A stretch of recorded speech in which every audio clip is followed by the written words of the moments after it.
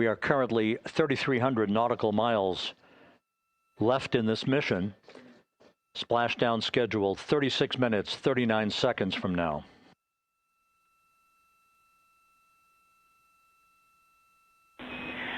Integrity Houston, for the 2 enabled prop cautions, what happened is while the thrusters were firing, multiple pressure sensors on each of the strings diverged a bit from each other. Those limits look to be set pretty tight. We think it could happen again when the thrusters fire in the future, so we are going to suppress those messages. We concur with suppress, not inhibit. Thank you. That exchange between Jackie Mahaffey, our Capcom for tonight, and Reed Wiseman aboard Integrity, indicating basically to ignore sensor data. All of Integrity's systems are in good shape.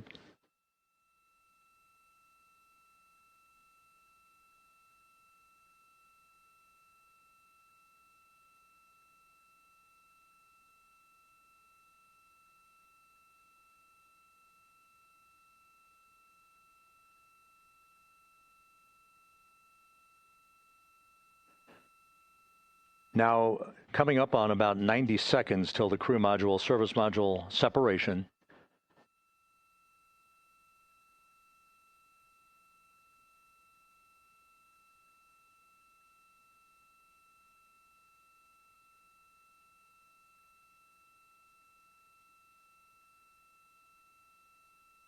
All quiet here in Mission Control as we enter the most critical phase of the completion of this flight.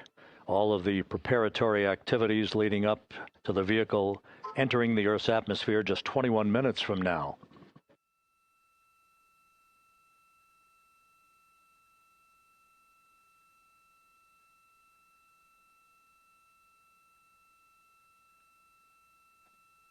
Coming up on 1 minute. Mark 1 minute till crew module, service module separation.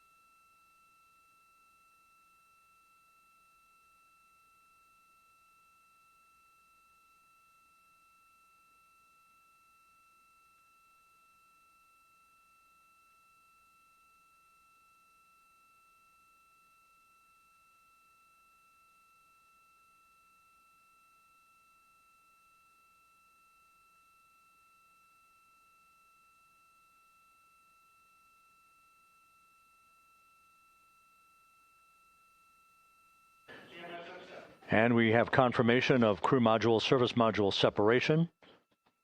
And a great view, albeit momentarily. Houston, good step on board. Houston copies and concurs. The European service module now separated from Integrity, a job well done. Integrity, no action for the 4 CDH cautions. Those are SM related, not applicable. Integrity.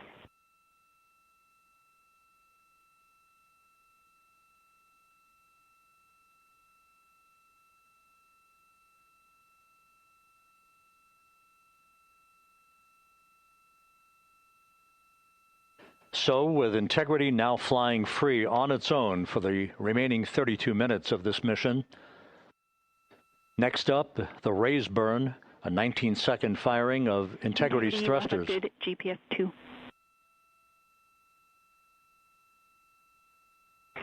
Integrity copies, good GPS 2.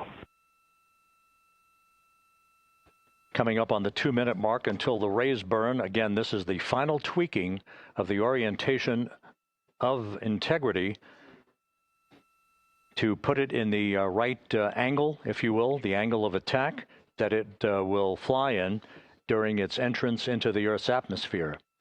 Entry interface now just 18 minutes, 25 seconds away. This is a visualization, but driven by real-time telemetry This is the maneuvering of integrity to the raise burn orientation. Just 2,800 miles from Earth.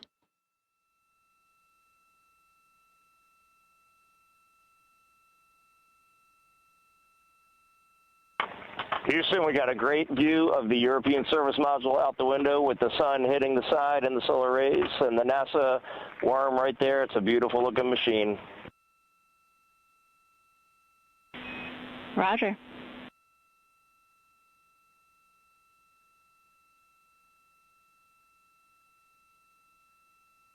And we have completed the maneuver to the raise burn orientation, 1 minute away from the raise burn.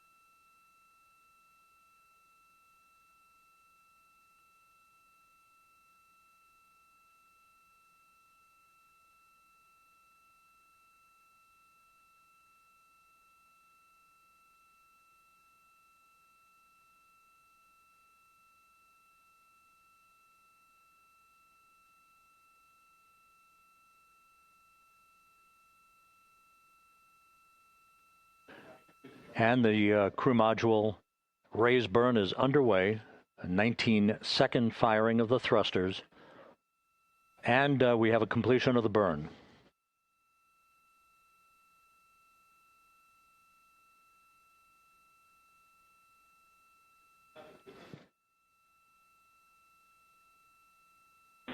Integrity, good. CM raise burn. Your flight path angle is within limits.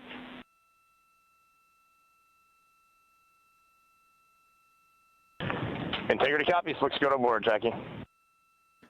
So the final maneuver is now complete.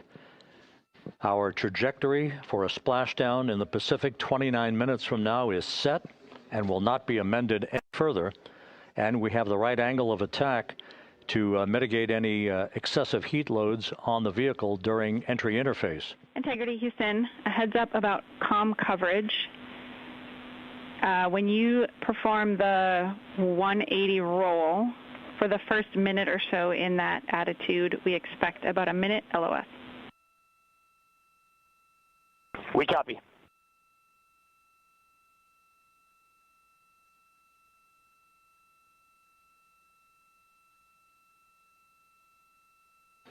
So for those who are watching the series of events coming up, we will enter the first traces of Earth's atmosphere 14 minutes, 45 seconds from now. 6:53 and 30 seconds is what is pegged for entry interface at an altitude of 400,000 feet, traveling at approximately 34,800 feet per second, range to touchdown or splashdown 1,701 nautical miles. 24 seconds after entry interface, we will enter a 6-minute blackout period in which we will lose communications with the crew. This is expected due to the buildup of plasma around the vehicle. That's an ionization effect due to the collision, if you will, of the velocity of the spacecraft with the friction of the Earth's atmosphere. That 6-minute blackout is expected to begin at 6:53 and 54 seconds p.m. Central Time. During that period of time, we will reach our peak speed of 24,661 miles per hour. That comes just short, based on unofficial even NASA data uses from Central the flight Time. dynamics officer right now. Where's Libertarian? Central Time, best time confirmed. 10 of 24,791 miles per hour in 1969. We expect peak heating on the vehicle at 6:54 and 52 seconds p.m. Central Time, a minute and 22 seconds into entry interface. What up, Kit Kat? At that point, we Good to will see be you. just Will do. 204,000 feet above the Earth, traveling at 33,000 feet per second. The blackout period is expected to last 6 minutes. We expect that blackout period to end at 6:59 and 55 seconds p.m. Central Time. Jay, that's a good point. From the end of the blackout period until splashdown, it is I gotta take all the evidence I can against Libertarian. At which point we'll start deploying the series of parachutes to slow integrity down to an ultimate splashdown velocity of just 19 miles an hour. We see the same, waiting for the 180 rolls. 180 rolls? They doing barrel rolls up there?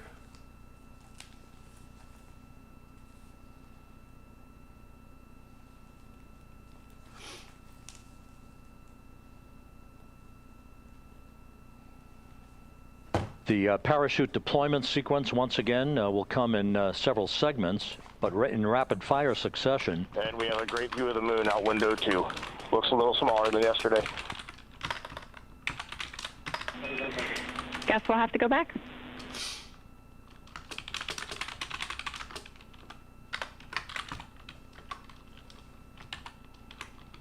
Reed Wiseman and Jackie Mahaffey exchanging discussion on a view of the moon that Integrity's astronauts are seeing in the final minutes of this mission. 180 King's Hawaiian rolls, Jay. Be completed with splashdown just 25 minutes from that's now. That's rookie numbers. 3 forward bay cover parachutes will be used to pull the forward bay cover off the top of the vehicle.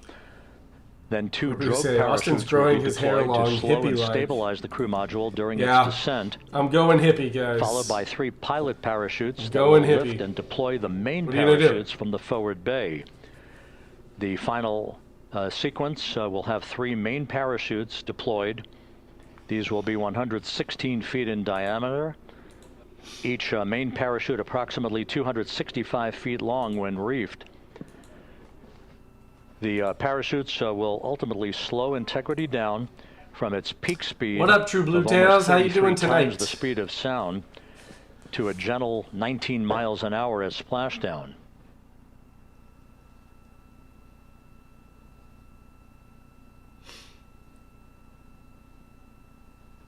The vehicle is now currently in a roll to the proper attitude for entry interface. Our trajectory is right on according to flight dynamics.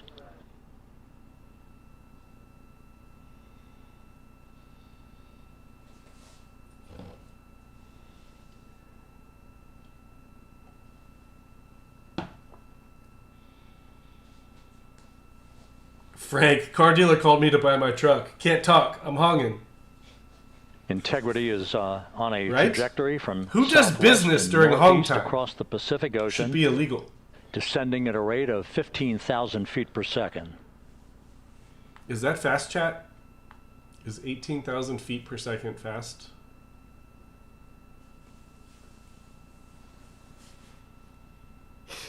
Range to touchdown 4,300 nautical miles. All the systems in excellent shape.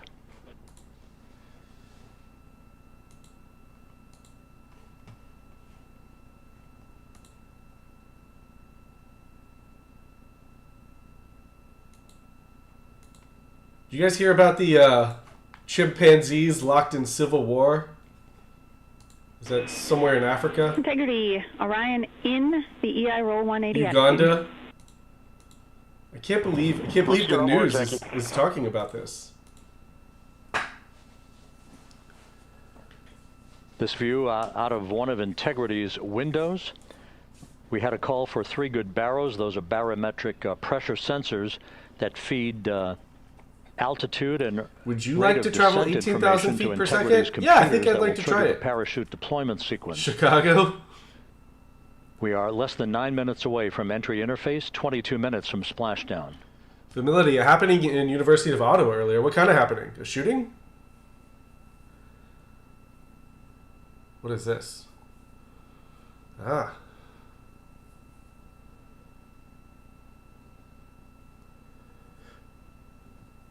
John Black, Detroit, been there.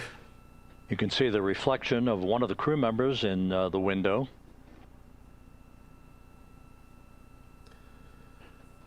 Out on the Pacific, What, the Vanillity? conditions remain go. Just a few clouds, some scattered clouds. Winds at 10 knots. It appears that Wave chimp civil heights wars are a regular just about thing. 4 feet. I was reading that there's only, well, A gentle day in the civil Pacific wars, for there's the only been homecoming 2 of that they've Integrity's recorded. astronauts. They have territory wars all the time. But for like a faction of a group to fight amongst themselves is supposedly more rare. They recorded it once in the 70s and then once again recently. We see Jada Hai! Hong Hong Hong! Happy Friday right back at you. Integrity back in EI attitude. All good, Vanillity. Sounds like something that would happen in Ottawa. We see the same on board, Jackie.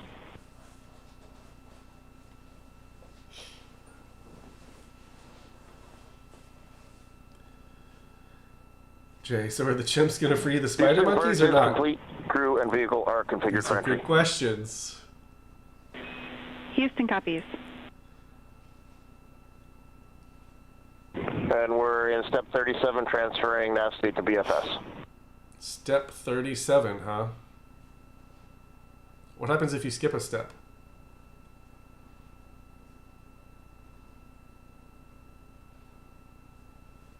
Where's Brock when you need him? We need him to weigh in on the chimpanzee civil war.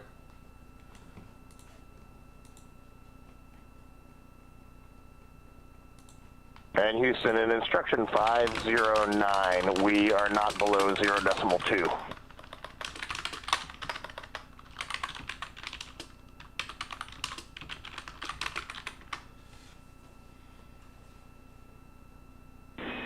Integrity, Can I put no the action countdown required. timer? I can put a countdown timer up there. NASA Stream has one sometimes, and then they keep removing it. Do you want the countdown for splashdown or re-entry? We'll do splashdown. Now 6 minutes away from entry interface. We will hit the first traces of Earth's atmosphere at an altitude of 400,000 feet, traveling about 34,882 feet per second. Ranged splashdown at that point will be 1,701 nautical miles. Brock is with the Chimp Federates. Brock posted in the zone for... I didn't even think Brock was... I don't think Brock is in our Discord.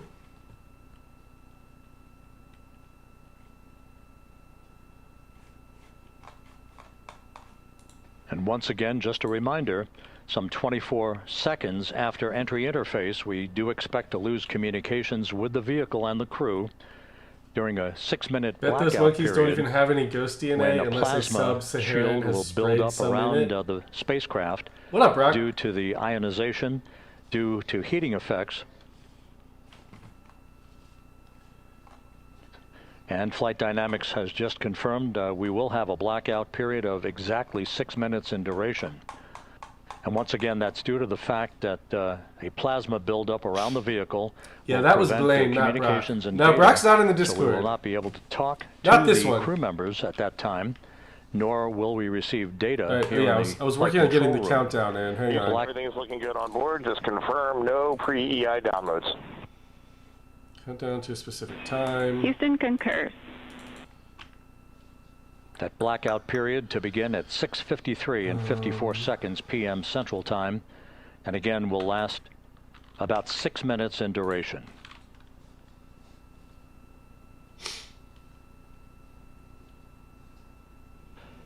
We're 4 minutes away from entry interface.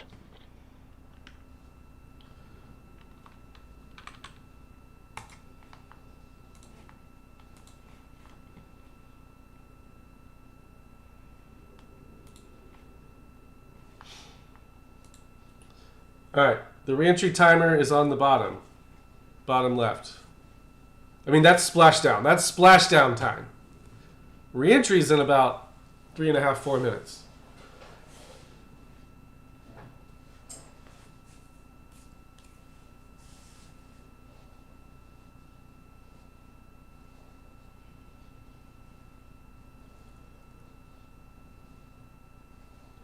Hong and Peep, they're just heading straight back to Earth. No orbit. As far as I know. Pretty sure no orbit.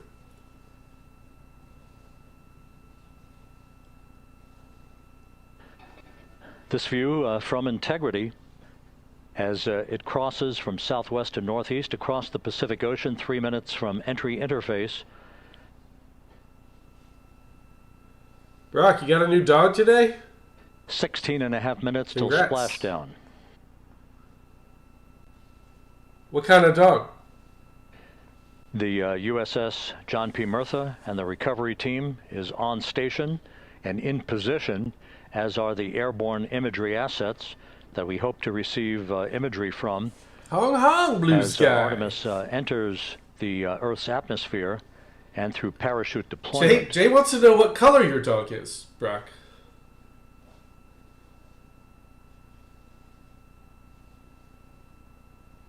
A white lab. Okay. Okay. All of Integrity's systems are in great shape. The crew is ready to complete its mission just 15.5 minutes from now. All of the activities today have gone off in perfect fashion. No issues with the vehicle, no issues with the crew. And the weather at the splashdown site is go.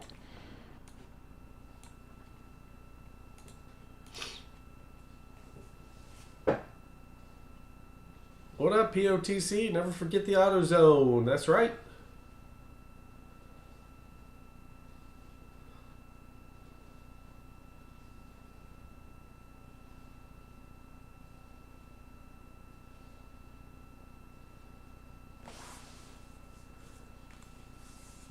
Oh, Grammy, sorry to hear that. Coming up on 1 I didn't know minute that. until That's always so entry interface. tough. Sorry to hear that.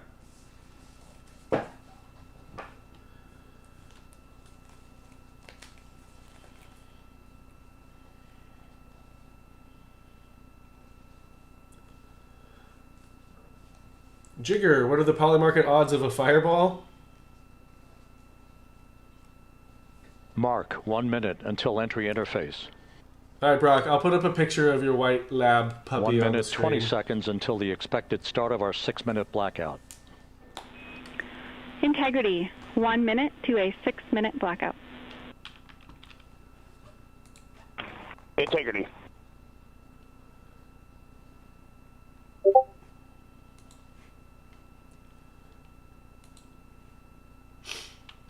Is that a white lab or is this a golden lab? We'll let chat decide.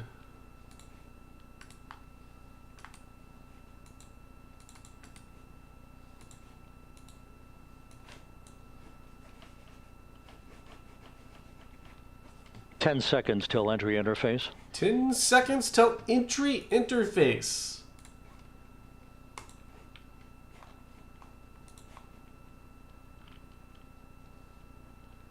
What up, Gunter?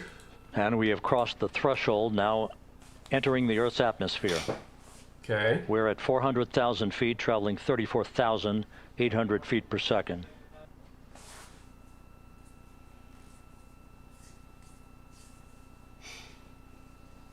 Time to splash down, 13 minutes, 10 seconds. Why is their splashdown time so much faster than mine?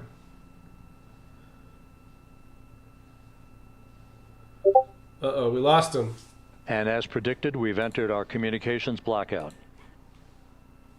This will be a 6-minute blackout period. No voice, no data from the crew.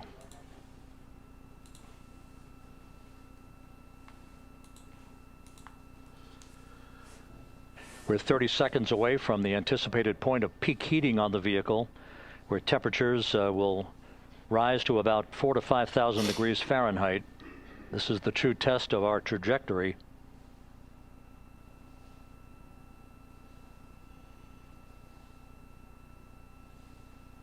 And from the G5 aircraft in the vicinity of the splashdown zone, this view of Integrity. So that pinpoint of light shows the vehicle as it enters the period of peak heating in the Earth's atmosphere, the first tug of gravity being felt by Integrity's astronauts since their launch back on April 1st.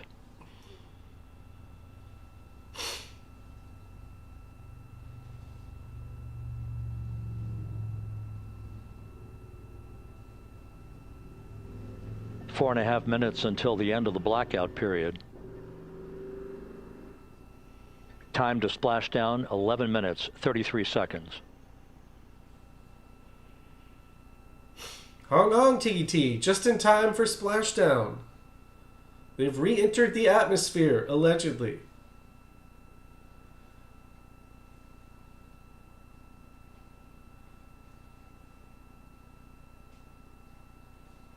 Never heard of it, Chunkapots.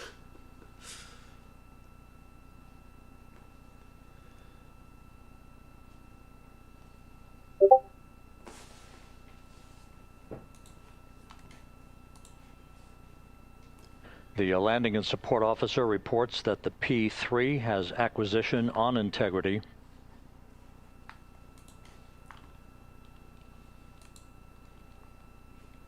Three and a half minutes left in this blackout period. This is a visual plasma buildup around the spacecraft and the repelling of that heat on Integrity's heat shield.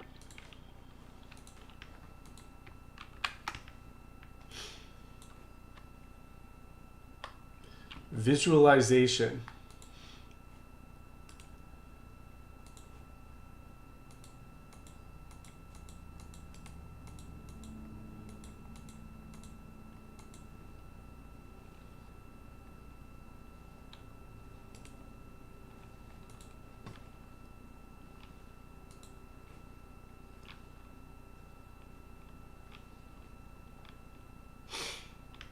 Flight Dynamics reports This is so that fake. Airborne assets in the vicinity Literally. of the splashdown zone do have a visual on Integrity. Still 2 minutes and 40 seconds left in our blackout period. Time to splashdown, 9 minutes, 35 seconds. 25 million for this cutscene. I believe it.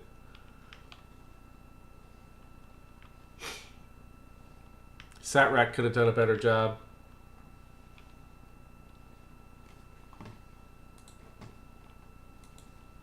Multiple airborne assets as part of the recovery team all have visuals on Integrity.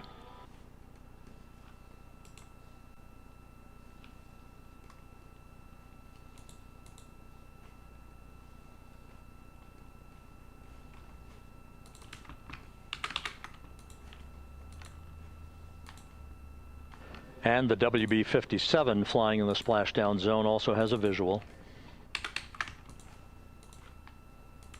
And the Navy helos also have visuals.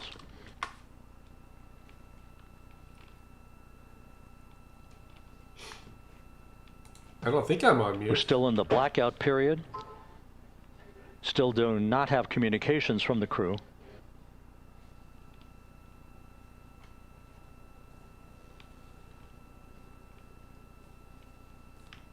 No communications from the crew.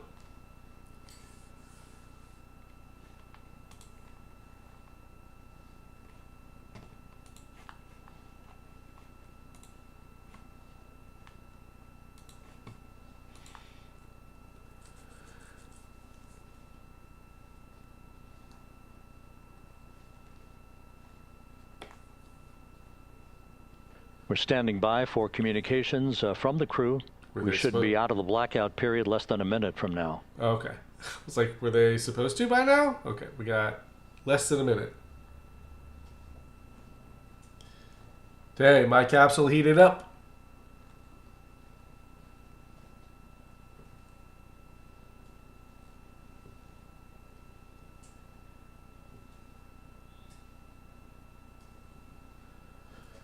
We are now processing data from Integrity. Okay. What does that mean?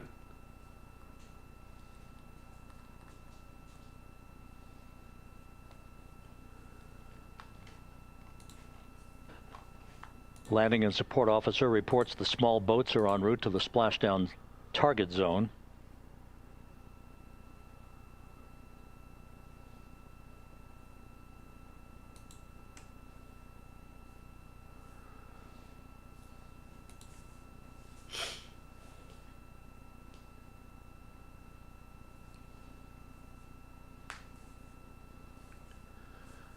That's true, Brock.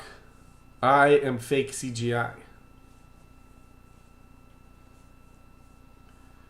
Yeah, interesting, Jay. Interesting point. All we've seen and heard from is Passing women, through though. 150,000 feet, our trajectory is perfect. We're getting intermittent views Intermittent of views. integrity. Still waiting to establish voice communication.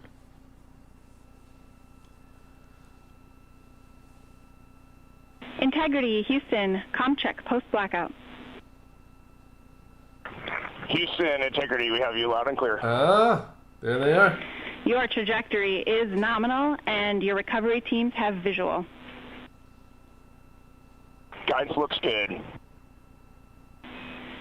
No action for the enabled internal camera controller fail. That's true, Brock. Big cheers from the viewing room here in Mission Control as voice communication reestablished with Commander Reed Wiseman. For America and a waiting world, Integrity is 5.5 minutes away from coming home.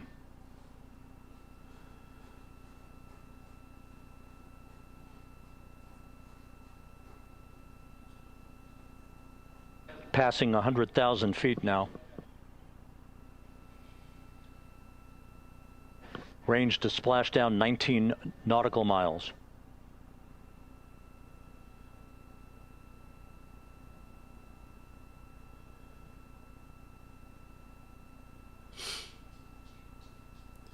Is this some sort of message they're sending? Is this going to activate a sleeper cell? Don't look at it. Don't look at it.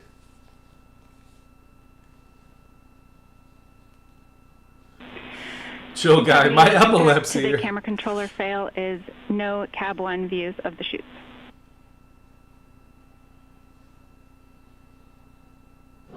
Integrity. We're processing is good that the data birth through canal? the GPS system. A good view of Integrity. Time to splashdown 4.5 minutes.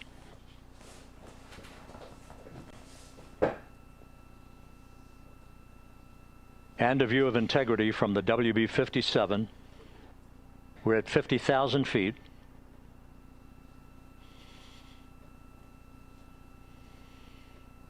Frank, imagine they forgot the parachutes. Oh, shit.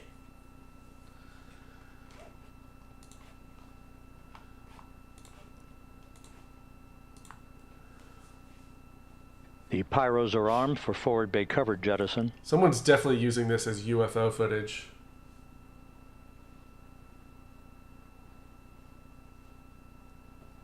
Cue Tom Petty.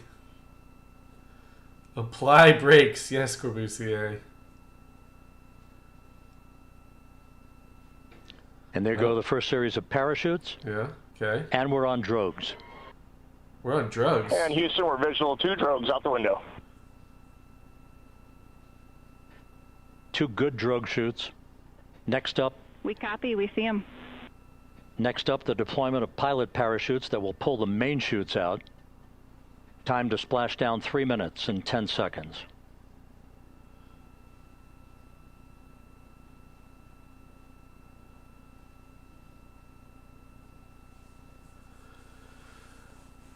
Perfect descent rate according to flight Integrity, dynamics. Good rates on 2 drogues. We see the same on board.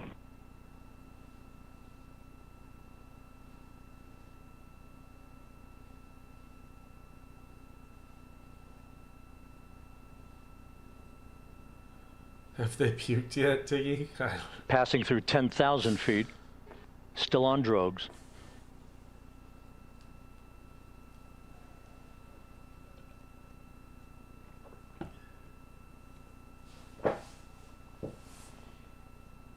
Okay, here comes some more chutes.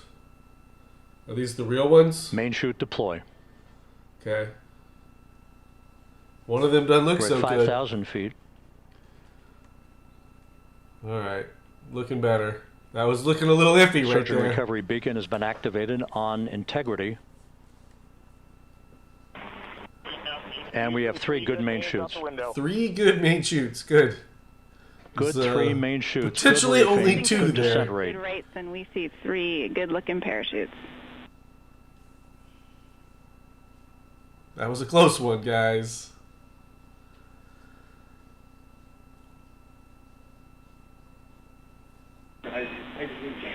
Integrity, cabin pressure indicates no need for hydrazine checks. Integrity copies. This is a perfect descent for Integrity. Its crew sounding hail and hearty on board. Time to splashdown 1 minute 15 seconds. All right, I'll stop my countdown timer because it's clearly wrong.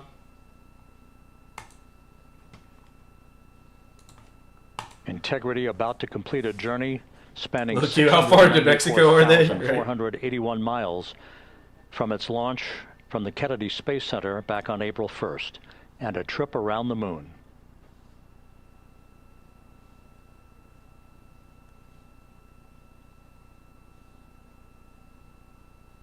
Lynn, yeah, I think it's pretty damn hot when it hits the water.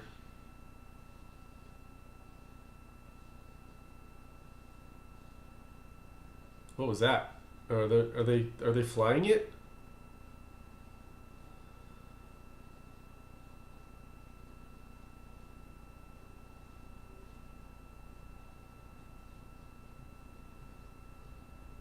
Passing through 1,000 feet. It's a hot air balloon.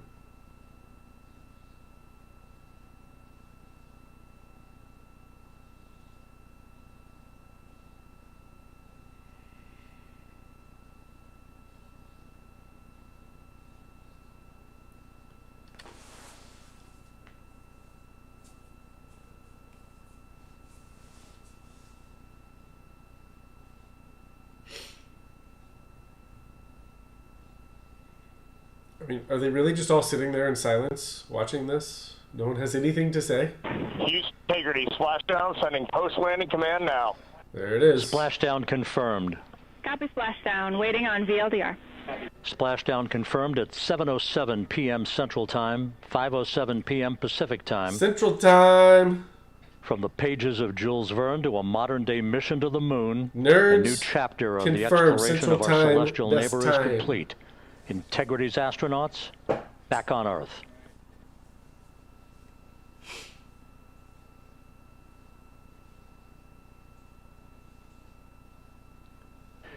And the landing and support officer reports the vehicle is stable 1. We still will be deploying the crew Landed module on a operating whale. system to maintain that orientation. A perfect bullseye splashdown for Integrity and its 4 astronauts.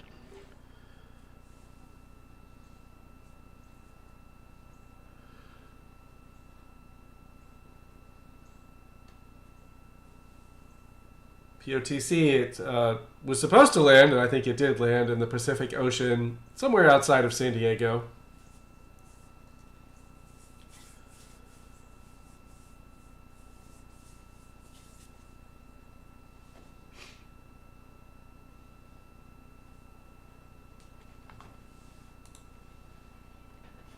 The unofficial splashdown time, 7:07 and 47 seconds p.m. Central Time. We'll get that refined for you. That would put the end of the mission at a mission elapsed time of 9 days, 1 hour, 31 minutes, 35 seconds. That's true, Splat. I agree. And we're configuring for very low data rate.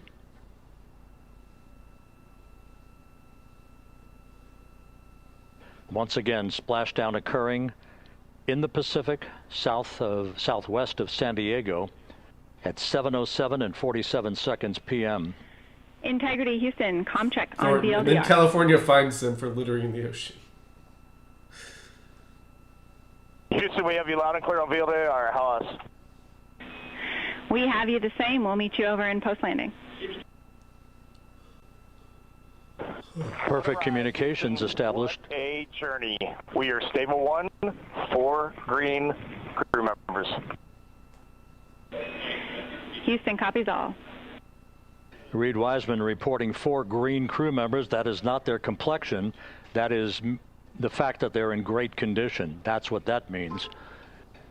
That's true. Look, So southwest of Stable San Diego upright, equals the crew module Mexico. operating That's system true. is being deployed. The 5 San airbags Diego's being inflated. pretty much right there through at the helium border. to maintain the south, upright configuration for very the many vehicle. miles at all, you're now This in was Mexico. a textbook entry and a textbook touchdown for integrity.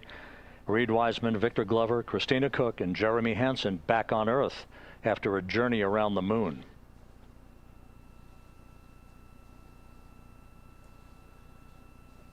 DT, they're aliens.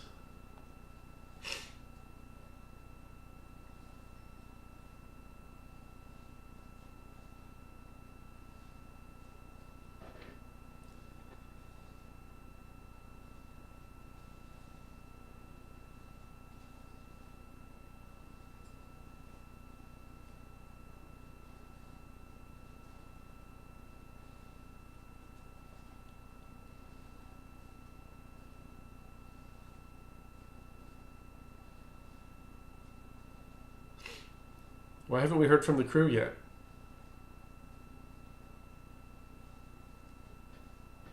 We continue to monitor the functioning of the CMOOS system. The airbags are being inflated to maintain a stable one or upright configuration. And there's a good view from one of the naval helicopters hovering overhead. Reed Wiseman reporting 4 green crew members, meaning they're all in excellent shape.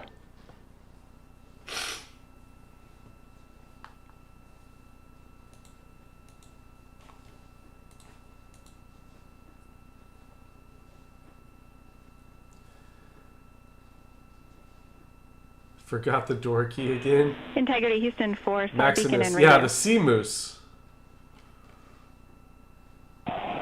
Star Beacon is in 406, and we're powering the radio now. Go ahead. We see the beacon on. However, the recovery team is not seeing the signal. Your SAR radio uses the same antenna, so you may run into trouble with the radio. Broke the damn radio Copy, already. and we're also powering up the sat phone now.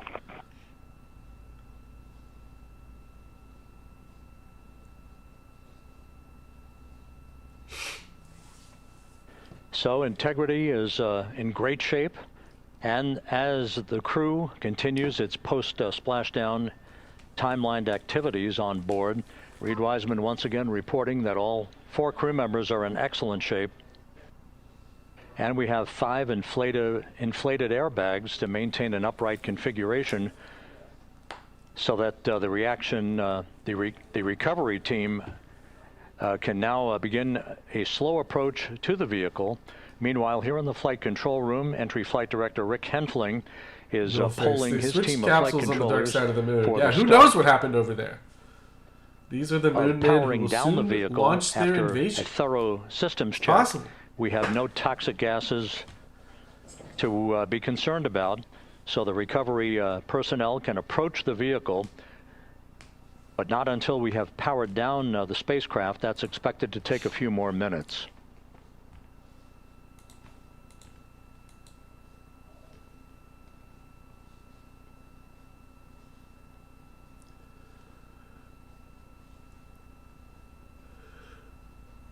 Yeah. This mission was a little underwhelming. I think because we've done it before. It will be cool once there's a base on the moon. Even cooler when there's casinos on the moon. With blackjack and hookers. Integrity back on Earth following its historic flyby of the moon. It was, for all intents and purposes, a textbook mission. On 28 per hour remain on this frequency. No face. No, I liked this one. It was chill. Fair enough. True, TT. Underwhelming is good. Reed Yeah, Wiseman indicating some trouble with the SARSAT I guess phone it's on a board. success. But that's not an issue. What is more important Facto is that Moon the Waffle vehicle House. is Exactly. solid. No issues as we Big begin C's the power protest down riot of on the vehicle moon. to begin the Win. recovery Yes, moon process. riots are gonna go hard, guys. I'll be here for the moon riots. I hope you are as well.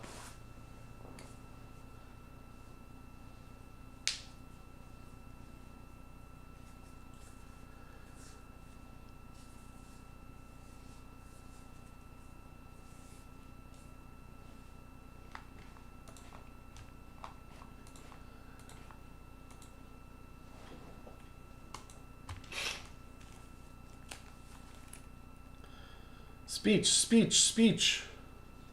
The propulsion officer here in Mission Control reports that we have Jay, saved even on the prop moon, system Antifa on won't be integrity. able to throw that far.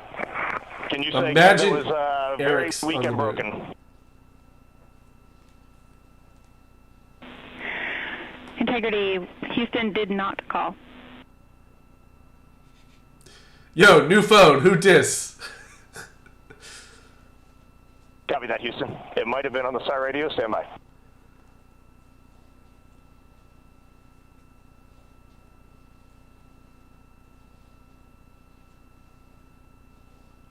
All of the milestones were executed in perfect fashion. Integrity entering the Earth's atmosphere right on time, Rebel reaching Canadian its is peak now speed a real moonraker? shortly after a blackout period began. We emerged from the blackout period, but the recovery imagery airborne assets were able to pick up Integrity's descent almost immediately through entry interface, tracking the vehicle all the way down. And finally, you saw the sequence of chute deployments. First, Fractal, the moon forward bay boxing cover might be the being most pulled off entertaining. the top of the vehicle by a series of 3 parachutes. Sports on the Then, moon, the or drogue sports in chutes space in general, were, isn't a bad idea. deployed, followed by the 3 main chutes that slowed the splashdown velocity of Integrity to just 19 miles an hour.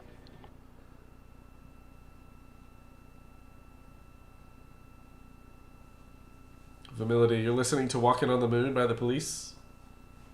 Are you doing the Michael Jackson moonwalk in your socks? You gotta do the full thing. If you're gonna do it, do the whole thing.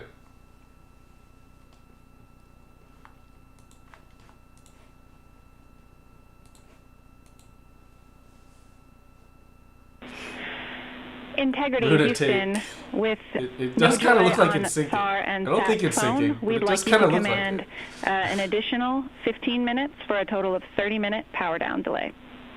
Yes, tennis on the moon.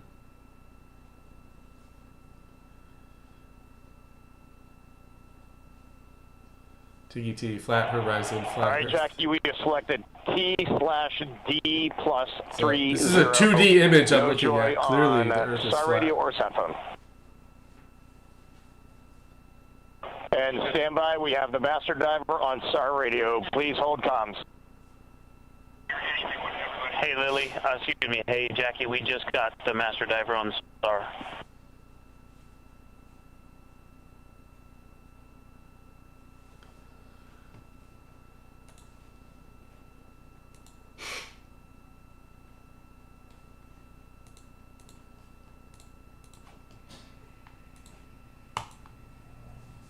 A good view of one of the fast boats. Integrity, Houston, if you are happy with your comm with Master Diver, you can go back to the 15-minute power down.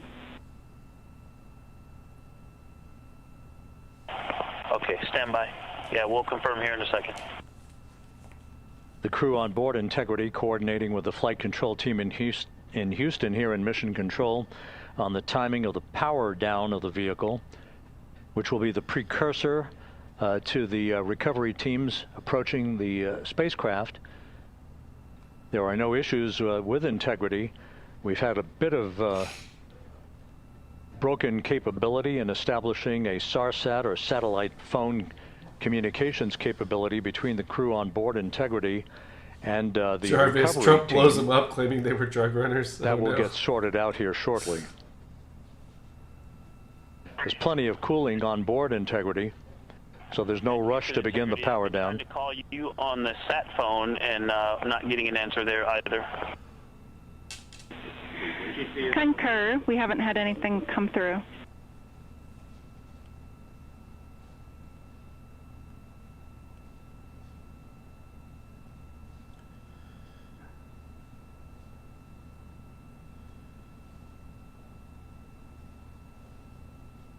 And Houston, if you could relay to recovery that we hear them, but it does not appear as though they are hearing us.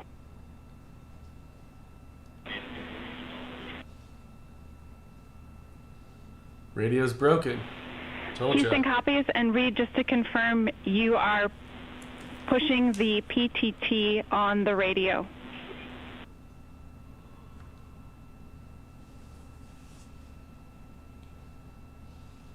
Mystery, we need a honger to swim out there to confirm there's actual people in there.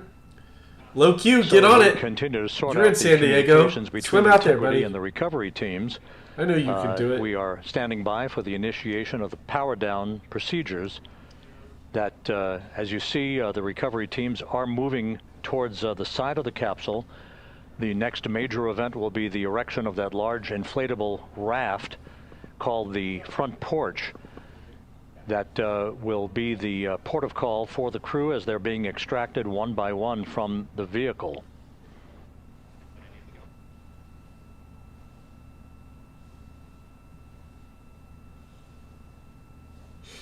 TGT, not one influencer Integrity took advantage Houston of for the op. sat phone. We are going to attempt to call you.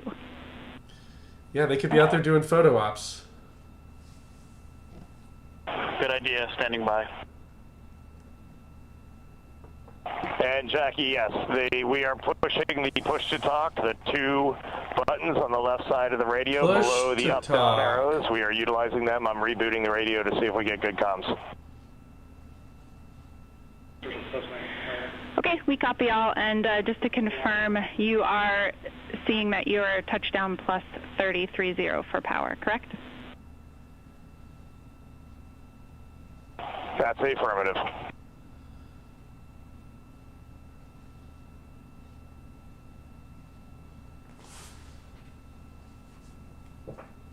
Big Siege, still faster than disembarking an airplane. God.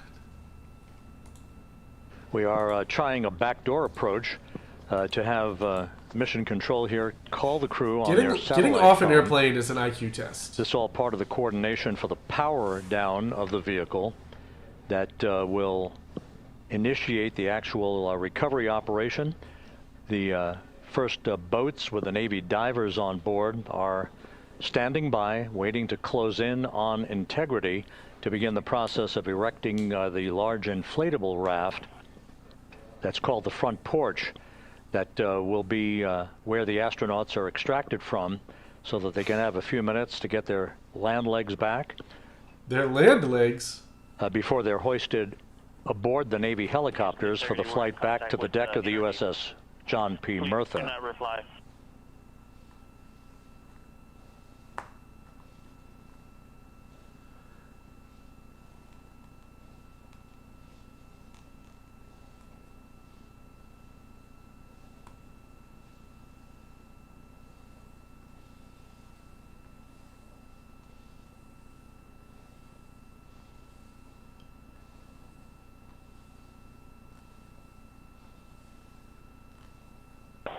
And Houston, please don't reply. NRD, very weak, but readable. Master Diver, we can hear, but they cannot hear us.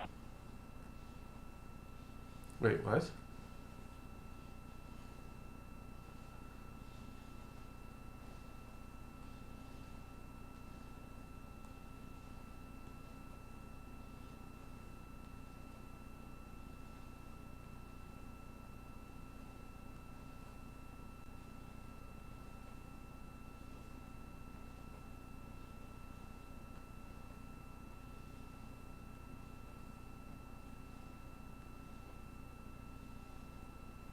Jochen, they're forgetting to push the button.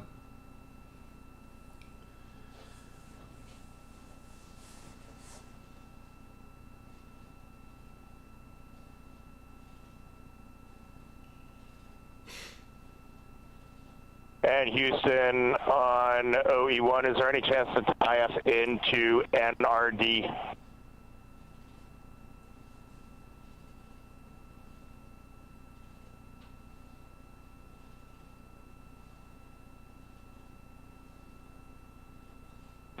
Checking.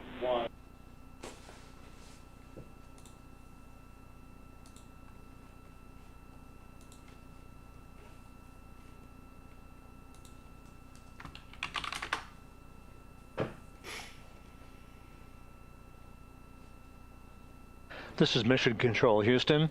While we stand by for the establishment of communications between Integrity and the recovery team that is basically standing by very close to the spacecraft, we're going to go to the deck of the USS John P. Murtha, where Megan Cruz is standing by with Administrator Jared Isaacman.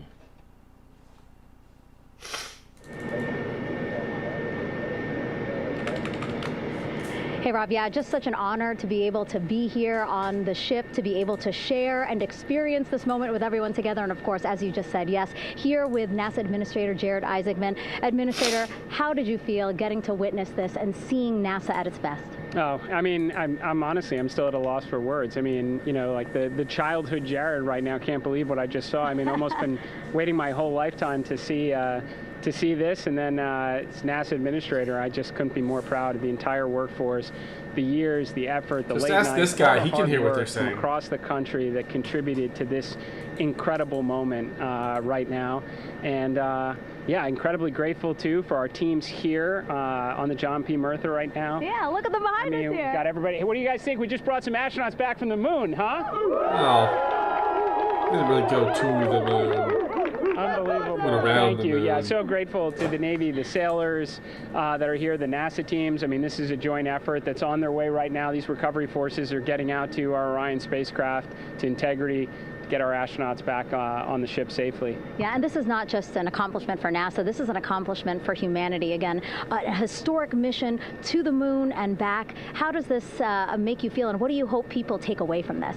Well, I'll tell you, I think about the crew members that we've all had an opportunity to observe over the last 10 days, right? I mean, they're absolutely professional astronauts. I mean, wonderful communicators, almost poets. But then I think these were the ambassadors from humanity to the stars that we sent out there right now. And I can't imagine a better crew than the Artemis 2 crew that just completed a perfect mission right now. So yes, it's a huge moment for everybody, right? I mean, we are back in the business of sending astronauts to the moon, bringing them back safely, and to set up for a series more. I mean, this is not a once in a lifetime, which you hear sometimes around here. It's like, this was a once in a lifetime. No, it's not. This is just the beginning. We are going to get back into doing this with frequency, sending missions to the moon until we land on it in 2028 and start building our base. Yeah, are we going to build on the momentum for Artemis 3? I mean, it's just around the corner. Absolutely. So, I mean, that's, part of me too. Like, I can't wait to get the crew off of Integrity right now, but also getting Integrity back on this ship so we can start taking a look at it, because all that data is so precious to us right now. I mean, we are going to definitely want to take a good look at the thermal protection system. We're going to want to download all the data they couldn't transmit back to us and use that to inform Artemis 3. But we're already making progress, right? You had SRB segments already showing up at KSC. Core stage for Artemis 3 is rolling out on April 20th. We're getting Mobile Launcher 1 back in vehicle assembly building. So yes, there is a lot to celebrate right now on a mission well accomplished for Artemis 2, and at the same time, we got to start getting ready for 3. Amazing. And last question, for people who joined us for all 10 days to see what we can accomplish together with our international partners, what do you think about the fact that we're going to keep doing this more and more and more? It's incredibly exciting. I mean, yes, it's the contributions, like the best and brightest across the NASA workforce from across the country, our industry partners, our international partners. We had a Canadian Space Agency astronaut on board in Jeremy. 3 actually going to the moon? I thought 4 was landing on the moon. And you think, in the days leading up to this launch, I mean, 48 hours prior to launching Artemis 2, I was meeting with the Italian Space Agency. We signed a memorandum of understanding to Artemis build 4 a habitation module on the moon. Scheduled to land countries, on the moon. all of our allies and partners coming together saying, we are committed to this effort. We are returning to the moon. We're doing it to stay. We are building that enduring presence. We are going to master the skills on the surface of the moon so someday we can undertake missions to Mars. It's just an incredibly exciting time, and we're not going at it alone. We're bringing everybody along with us. Absolutely. And speaking of everyone, one more time, we're going to ask the crew here, you guys ready to land on the moon? Awesome, I love that. What the fuck is 3 doing? 2 Administrator, laps? appreciate you being here. Yeah, I don't know. Going to stay on It to says watch here, the crew get Artemis 3 was extracted from originally Orion, planned to land on the stay moon, tuned, but due and to we'll see you back here technical shortly. challenges and schedule risks, it may not be the first landing mission. That's all it says here. Thank you, Megan, and thank Artemis you, Administrator Isaacman. 2028, scheduled to land a crew of 2 near the moon's south pole. To establish that communications link and to establish the procedures that will lead to the power down of the spacecraft, which is gently bobbing in the Pacific following a bullseye touchdown that occurred at 7:07 p.m. Central Time, 5:07 p.m. Pacific Time. Artemis 3, which will be next year, in the Pacific, southwest of San Diego. A rehearsal mission in low Earth once orbit. Again heard from the crew during that interview. We'll launch on the SLS rocket in the Orion spacecraft to test crucial docking, rendezvous, and life support systems with a commercial lunar lander. But they will not land on the moon. We now have confirmation that the vehicle has been powered down as per the procedures. So we have vehicle powered down, and the flight control team here in Houston, Flight That's Director probably Rick it, Jay. Hensley, There it is. has handed over mission authority to the Exploration Ground Systems team out in the Pacific. Now, we will physically not get off console with this team until the crew has been extracted into the front porch, that inflatable raft that will be erected along the side hatch of Integrity. So we're standing by for that in the next step in the recovery procedures. But everything is in great shape, and we have 4 healthy crew members on board the vehicle. Splat. Artemis is the goddess of the moon. Is that true?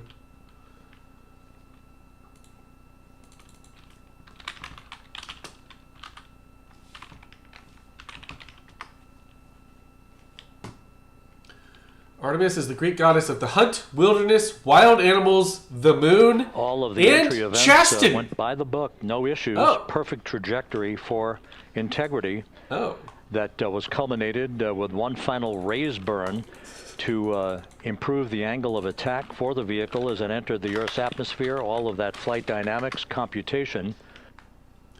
Bunch of virgins on the moon. Are we only sending virgins to the moon? Kit Kat, what other country is going to the moon next and when? I don't think any other countries are going to the moon, or are they? I thought China was working on it, but...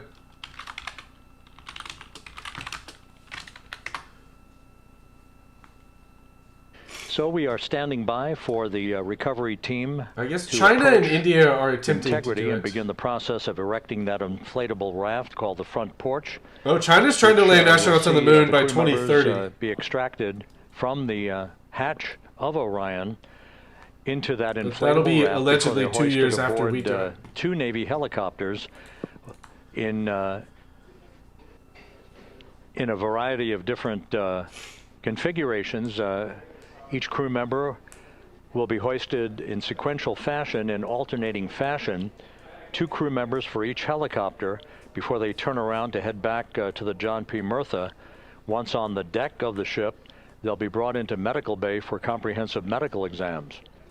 But Reed Wiseman has reported several times that the crew is in excellent shape. That's what I would say if I was one of the pod people too.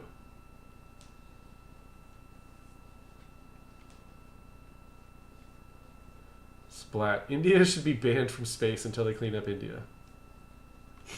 So just to recap, it has been some 26.5 minutes since the splashdown of Integrity in the Pacific. The vehicle is in excellent shape. It performed like a champ all the way down through the Earth's atmosphere. Like a champ. All of the vehicle functions were checked off in excellent trip hammer fashion. Gravity did all the work there. The parachutes all deployed as planned.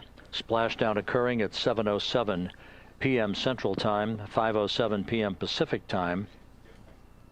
All right, in other news, Iran is reporting that they can't fully reopen the Strait of Hormuz because it can't find all of the mines. They can't find all of the mines that they laid. They forgot where they put all of the mines. And they don't have equipment to remove the mines that they can find. Okay. Recovery team Great job, Iran. will be approaching the vehicle shortly to erect the inflatable raft called the front porch before opening the hatch to Integrity to bring the crew members onto that raft. Casually forgot where we put the mines. Onto 2 Navy helicopters, 2 crew members for each helicopter, before they're flown back to the deck of the USS John P. Murtha.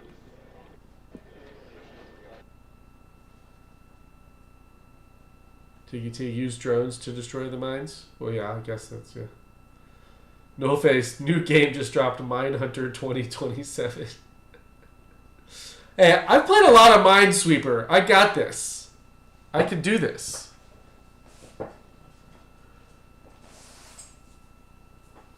Jock it.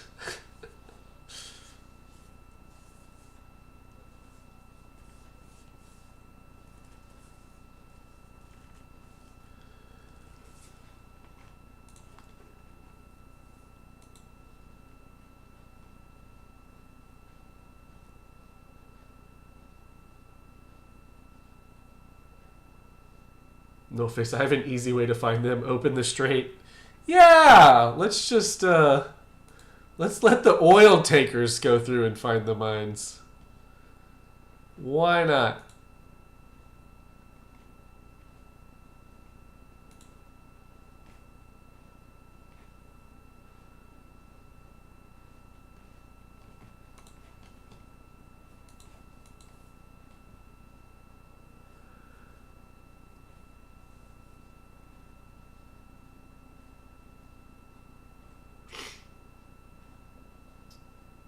No face. Release the anti-mine mines.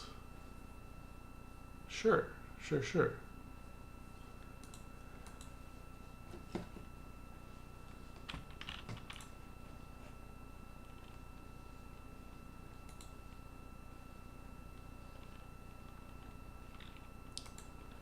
How many billions did we spend on this mission? But they can't have anyone like letting us know what's happening or at any point. Really.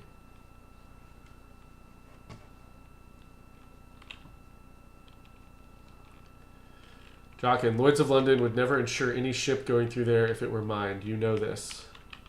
True, probably. Unless they wanted it to blow up, like the Titanic.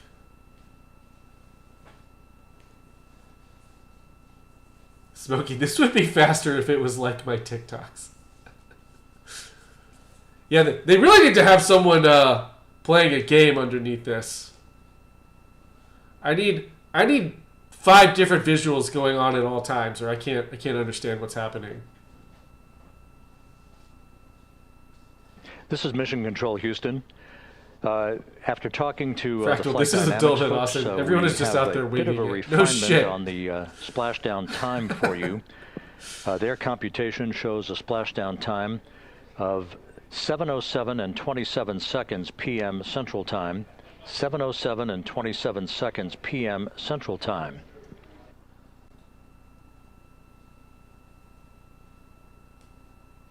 Jeffrey Allen, most of us want our money back. That would equate to a mission elapsed time of 9 days, 1 hour, 32 minutes, and 15 seconds. How many microseconds?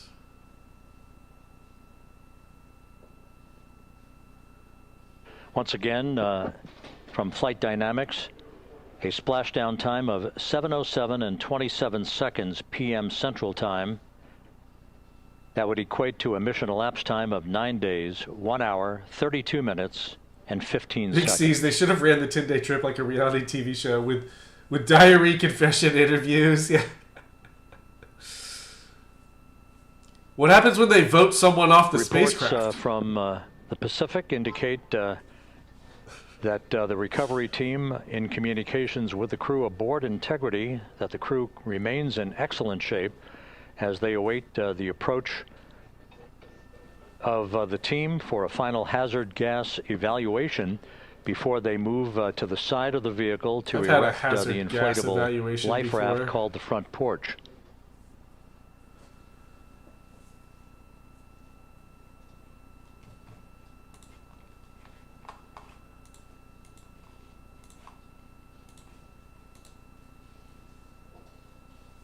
World's most expensive bobber. Ah, Jokin. No issues with Integrity. The vehicle is powered down. All of its systems are now safed. We have handed over mission authority to the Exploration Ground Systems folks in the Pacific, but we will not stand down and have the entry flight control team depart its positions until that inflatable raft, the front porch, is erected, the hatch open, and the crew having exited the vehicle. So that's the next step in the recovery process that will lead to the hoisting of the crew members. For 2 crew members for each helicopter, they'll be hoisted to a pair of Navy helicopters that will then fly a short distance back to the USS John P. Murtha. What you're looking at is one of the fast boats circling the vehicle to make a hazard assessment.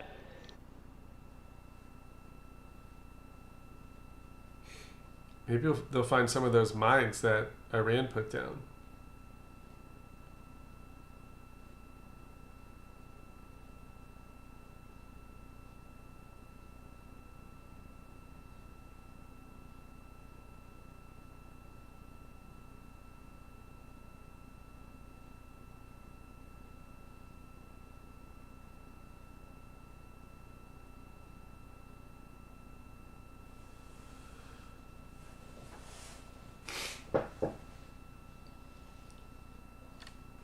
Sharks start circling it.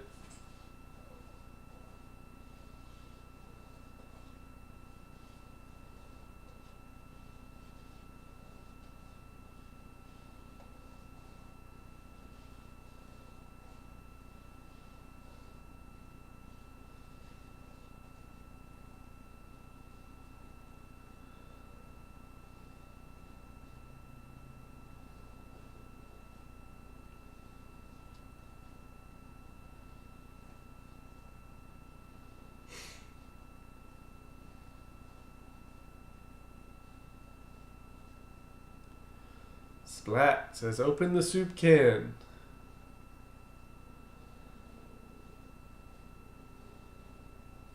Let's get these sardines out of here.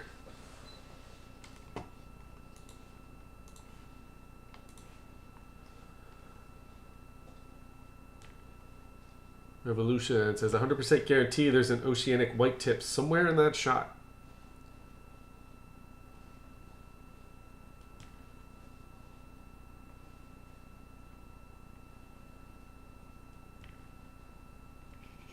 Taking that time for that sweet government overtime pay.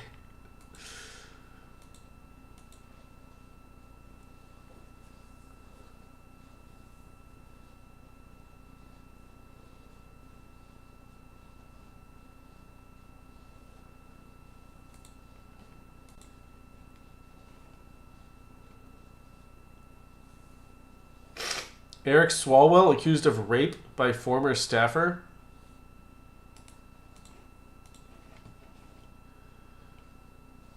What? This is Mission Control Houston. Once again, you're watching the initiation of the recovery of the Artemis crew aboard Integrity. All of the Navy divers and the fast boats are now approaching the spacecraft after conducting a hazard assessment. The vehicle has been powered down. Entry Flight Director Rick Henfling now waiting apparently for it's a woman, Frank. life raft, the front porch, to be erected along the side of the vehicle so that the hatch can be opened and the crew members extracted from Integrity, soon to be hoisted one by one into a pair of Navy helicopters for a short flight back to the deck of the USS John P. Murtha. If you missed it earlier, we talked to Flight Dynamics and received a more official touchdown time or splashdown time, as it were, of 7:07 and 27 seconds p.m. Central Time, 5:07 and 27 seconds p.m. Pacific Time. Schiff and teacher that would union equate to a mission elapsed time of 9 days, 1 hour, 32 minutes, and 15 seconds. Yeah, he's running for governor, right? He's wanting to be the next governor of California. I guess there goes that. It wasn't enough that he was sleeping with a Chinese spy, I guess.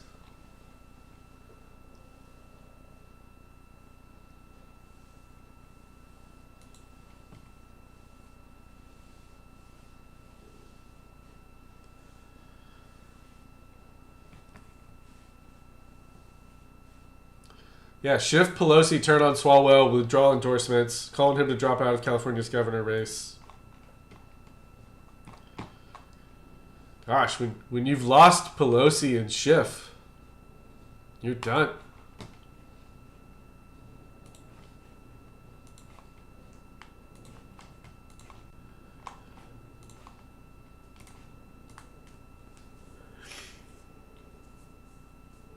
Wildman says, I used to work with Eric Swalwell. He's a huge scumbag. Did you really? I mean, we already knew he was a huge scumbag. That's apparent.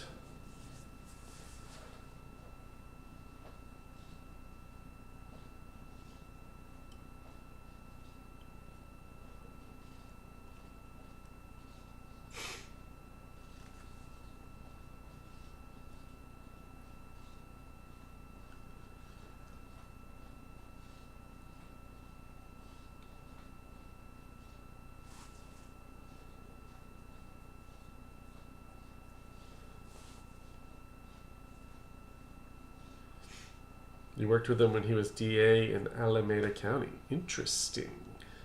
Interesting.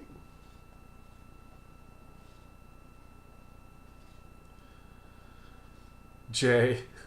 Okay, Jay, I think the point you're trying to make is if Swalwell is denying it, shouldn't the Democrats believe him because they believe all women?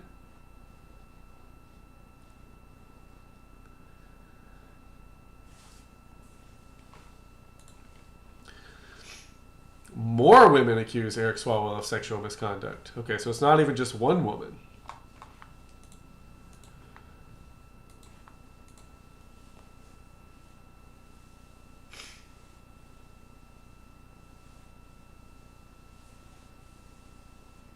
Corbusier, I grew up in Danville.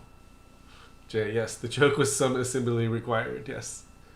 I had to piece it together. Continuing to get excellent views from the imagery assets out at sea in the Pacific of integrity. We continue to get good reports from the landing and support officer who's in contact with the recovery team that the crew is in excellent shape, no issues. They're just currently biding their time, Lynn. waiting Lynn for the has front thrown porch to something be in the Hong erected. zone. We have no hazardous Danville, we have California. no hazard gases and no hazardous situation with the vehicle. It performed perfectly all the way down from entry interface to its splashdown in the Pacific at 7:07 and 27 seconds p.m. Central Time. And as you can see, the first phalanx of recovery personnel now pulling up alongside of integrity. All right, I'll play that after we have visuals. This includes Navy divers, and allegedly Navy flight still surgeon, humans, and other recovery personnel who have trained for several years for this recovery process.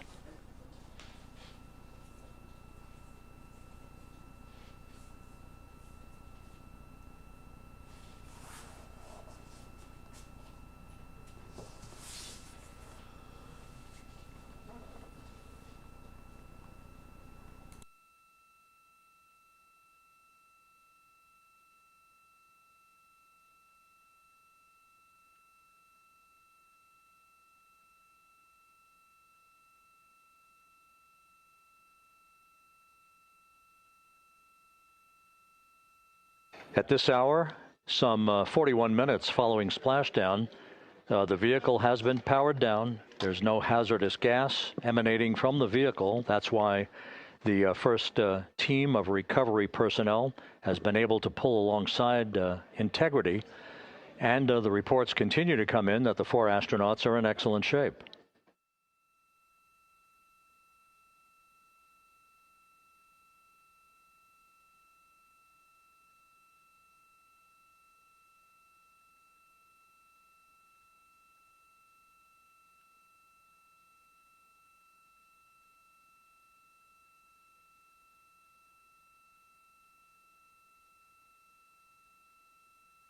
Yes.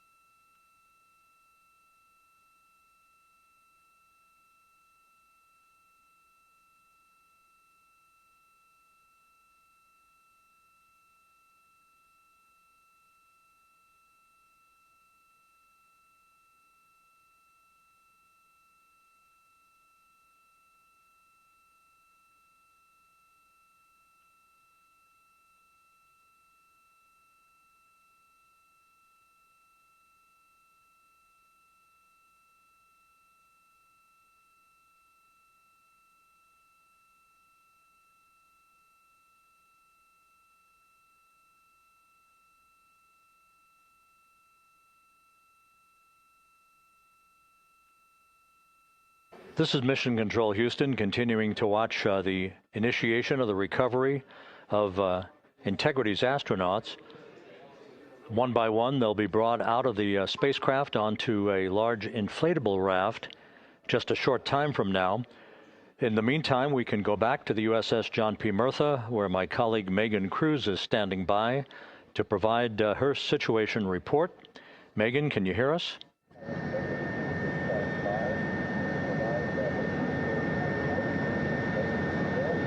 Hey, Rob. Yes, I can hear you. Thank you. Yeah, we're back here on the bow of the recovery ship where there are still plenty of people peering out into the water. We are not very far from the action everyone is seeing on their screen now. The Orion spacecraft, Integrity, in the ocean, surrounded by a number of recovery boats.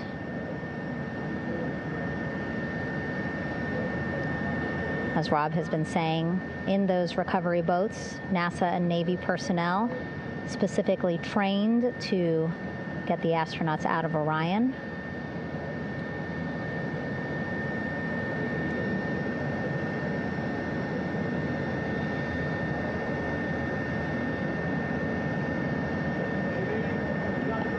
In some of our wide shots, you can probably see that there are 6 boats out in the water. More than 40 people out in the water right now on those boats.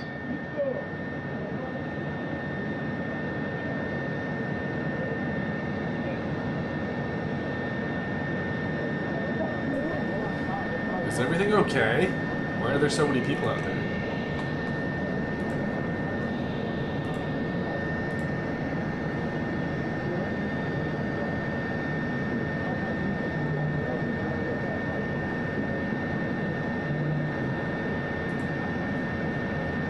The refugee crisis unfolds. Now would be the perfect time for some refugees to sneak in.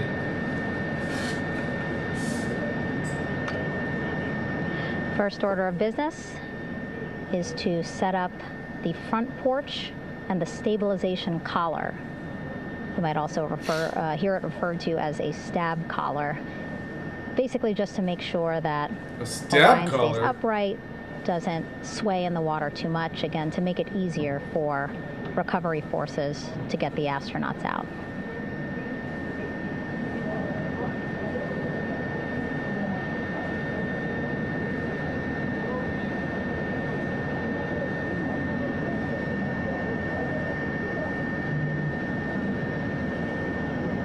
Again, we splashed down in the Pacific Ocean just after 5 p.m. Pacific time here. It's a requirement by NASA to be able to get the crew out of Orion within 2 hours of splashdown. So doing great on time so far. Plenty of time. No rush either. I was speaking to no rush. NASA flight surgeon Rick Schuring. I'm sure the 4 astronauts who've been cramped in there for 10 days he said to me, are like, take no your rush to time. get the crew out. Just want to make sure that they're feeling good. And whenever they're ready to take their step out of Orion and onto that large raft, the front porch, folks will be ready.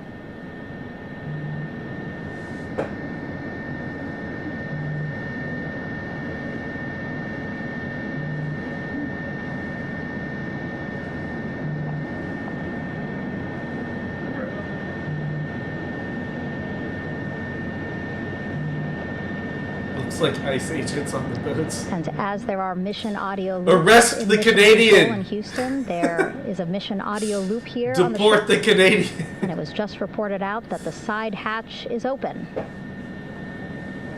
Side hatch of Integrity is open. All right, We're side getting hatch these beautiful open. shots from our aerial assets. The ship itself, where I'm on, just 3,000 yards away. Again, plenty of people on the boat here, glued to the side closest to where they can see all this action. And again, with just 3,000 yards separating us, great views from the bow here.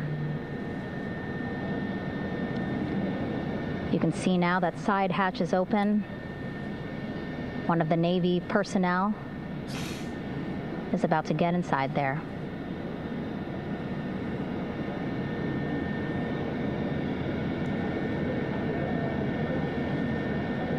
In they go.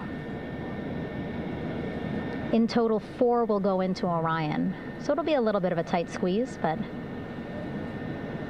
the goal is to have a recovery personnel with each astronaut assessing them. Right, the big boat is all reporters. What do you mean? They're not wearing all black block and with press badges. Those are the only reporters I recognize.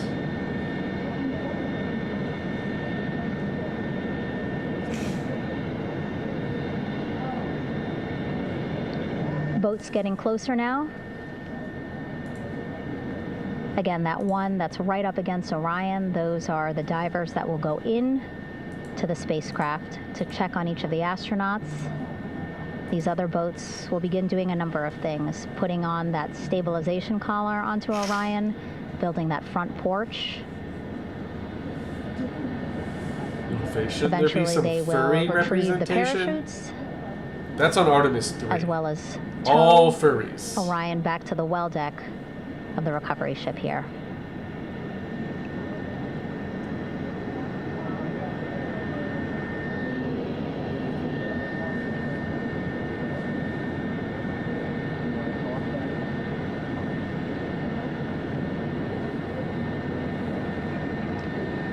And so as we wait for the Navy and NASA personnel to get their assessment of the crew inside of Orion, why don't we toss it back to Rob for an update? Yeah, thank you, Megan. Here in Mission Control, Flight Director Rick Henfling and the entry team of flight controllers still on duty. The vehicle has been powered down for some time now. There are no hazardous gases emanating from Integrity. That, of course, allowed the recovery personnel to approach the vehicle and then open the hatch to begin the initial medical assessment of the crew, as you just indicated. Now we're standing by for the erection of that inflatable raft, the front porch, alongside of the vehicle that will enable the crew to be extracted one by one onto the raft, have a moment or two to get their land legs back before they're hoisted into 2 hovering Navy helicopters, 2 crew members for each helicopter, for a short flight back to the deck of the USS John P. Murtha. Are we going to hear from the crew? All of Integrity's systems operated flawlessly throughout the course of the approach to the Earth, the entry into the Earth's atmosphere, and all of the key milestones that followed in this high-speed return to Earth for Integrity. A mission that spanned more than 694,000 miles from the vehicle's launch from the Kennedy Space Center atop the Space Launch System back on April 1st.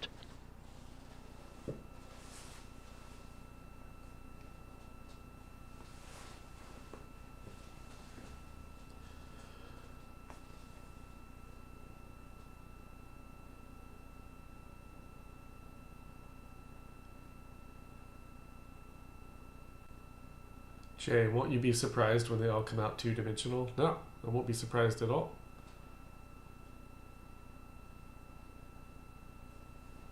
We've been knowing this.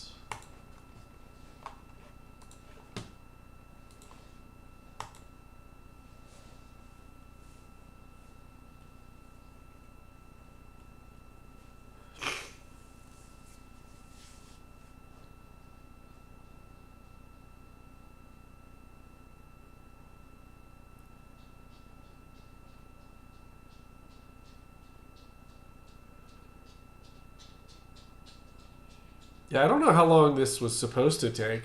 It does feel like it's taking longer than it should have, yeah? Maybe not.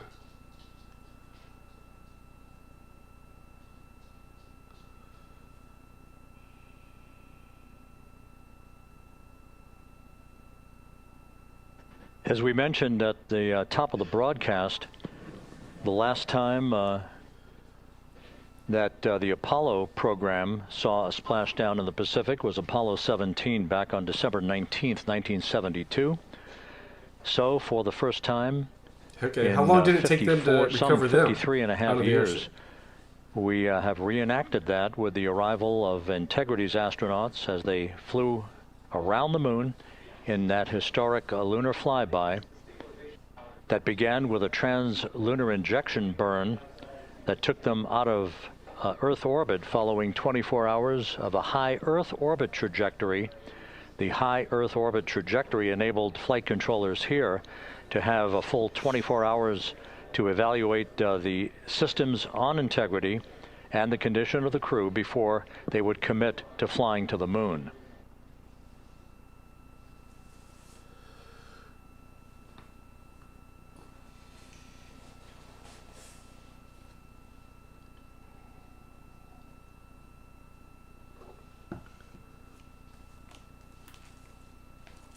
Big siege. Yeah, Captain forgot to turn off the seatbelt signs.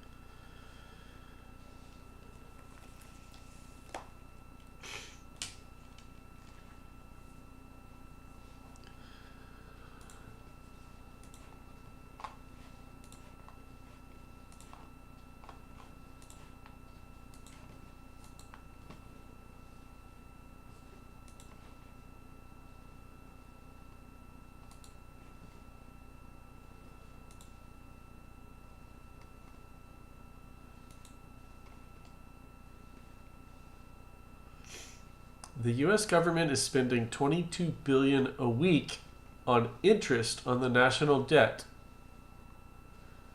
That is equal to the spending on defense and education combined.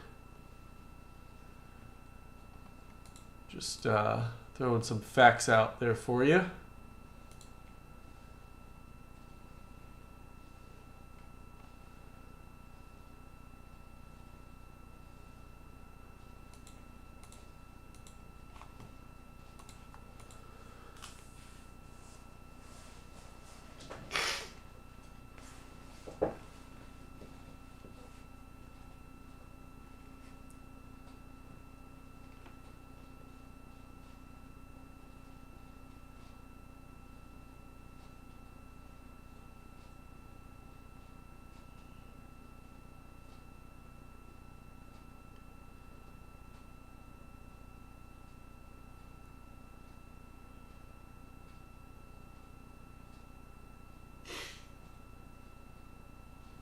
Interest to whom? To the debt holders, of course.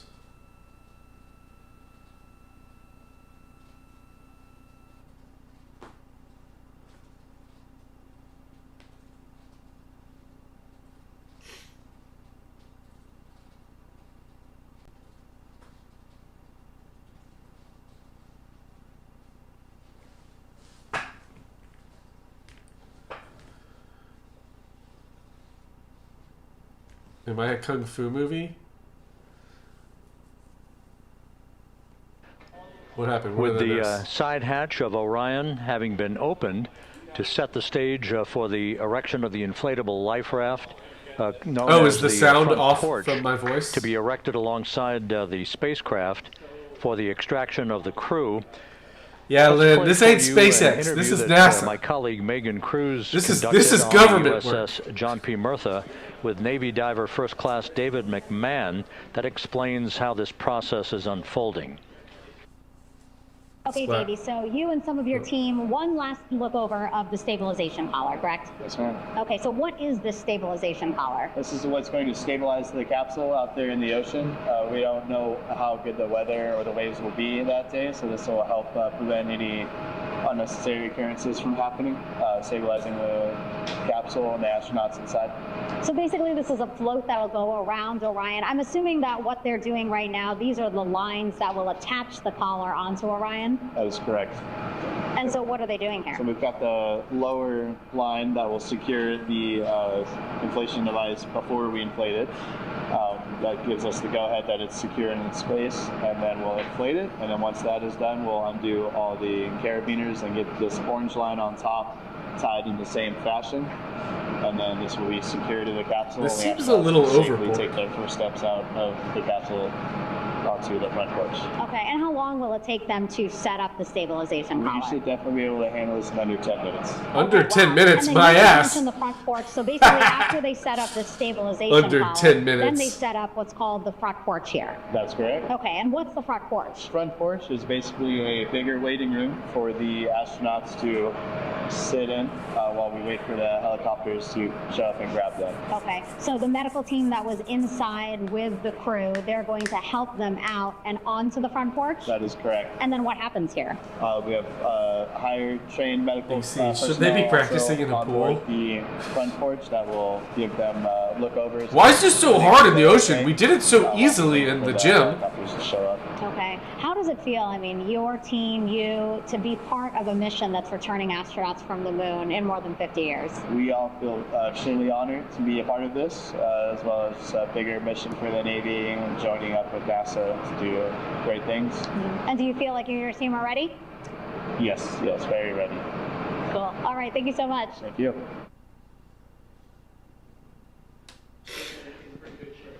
Once again, the recovery operations are continuing out in the Pacific.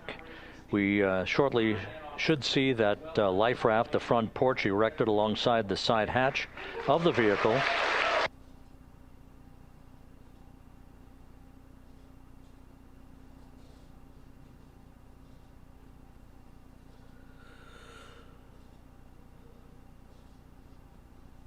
A number of flight controllers have come into the flight control room to receive congratulations from Entry Flight Director Rick Henfling. But we're going to stick with our operations out in the Pacific as we await the extraction of the 4 crew members who are reported to be in excellent condition.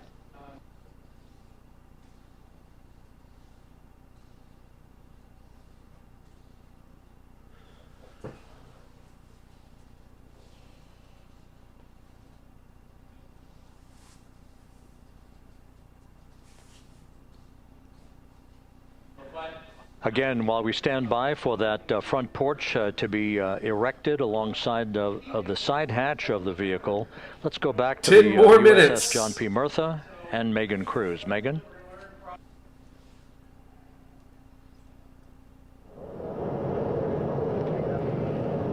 Hey, Rob.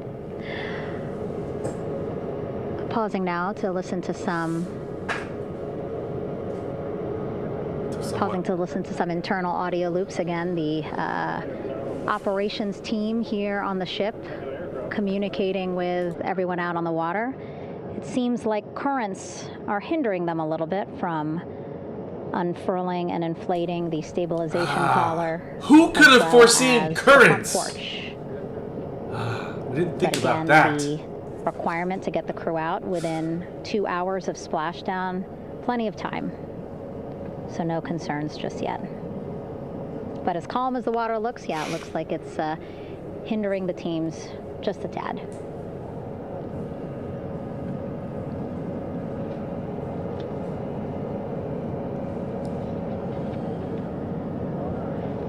You can see in some of our shots that side hatch still open. Again, inside there are now 8 people inside. 4 divers, Navy divers, all with medical training, each assigned to an astronaut each. Travis, they are space engineers, not ocean Making engineers. sure that they're comfortable, feeling good.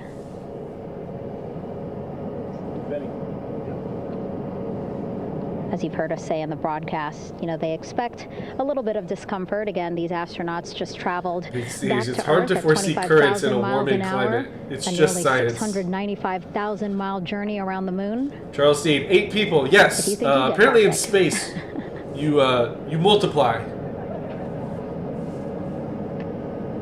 Again, Each of the 6 4 people out astronauts there. came back. Lots of One of gear with them is the real just in one. case, The other right? one is an evil alien said, space the crew version of them. reported And we get to figure out which ones are feeling which. great. But again, all those folks out there, in case they weren't, right? NASA is all about making sure we think about every situation that can happen. Except And so, for of course, currents wanted in to the be ready ocean. in case any of our astronauts needed more medical attention while out there in the water.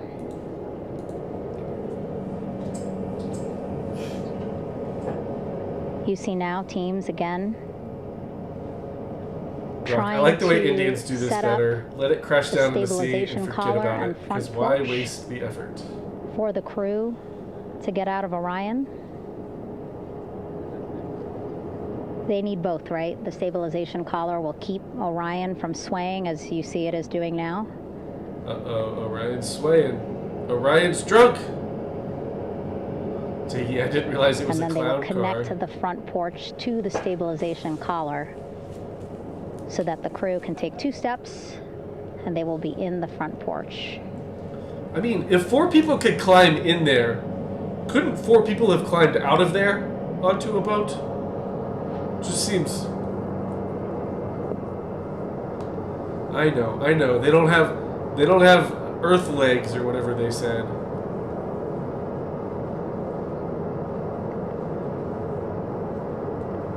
Their stomachs have to be fucked. Small chatter on the mission audio. Someone's puking their guts out. Right. Someone just leans out. Proceeding pretty nominally. Go into town out the door. Even if they're fighting some currents out there on the Pacific Ocean. Smokey, they can't walk. Psh. What a bunch of pussies. No face. What happened to stretchers? Again, the goal, setting up the stabilization collar and the front porch so that the crew can rest comfortably in the front porch. Okay, there's the front porch starting to form. Get placed into harnesses so that 2 helicopters can lift them off the front porch and onto the USS John Murtha here.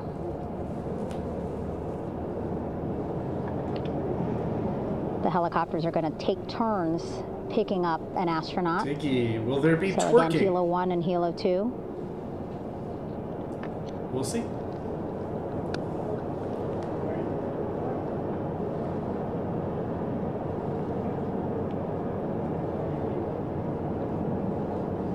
Okay, and the recovery team here on the ship just got a report from the undersea medical officer who is inside the capsule with the crew.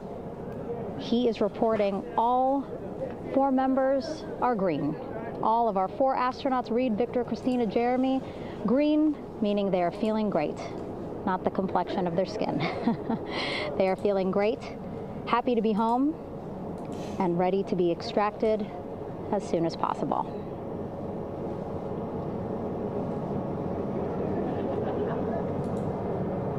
And so, as I was saying, we have 2 helicopters circling the activity you're seeing on the water right now.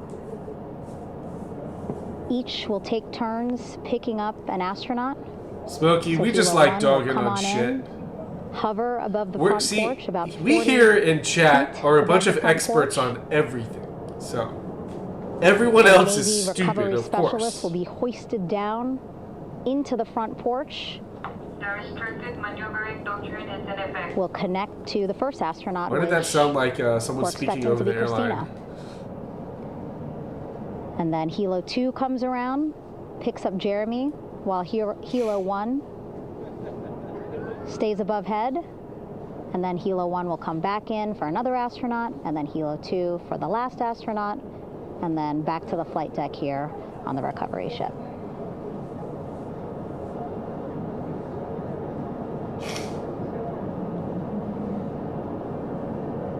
I was talking to Assistant Artemis Recovery Director Paul Sierpinski. He said helos are a much quicker, safer way to get on board. They did actually consider boats, but then if you think about it, longer time, the crew would have to move through more of the ship. This way the helos will give a more direct, quicker route to the medical bay for our 4 astronauts.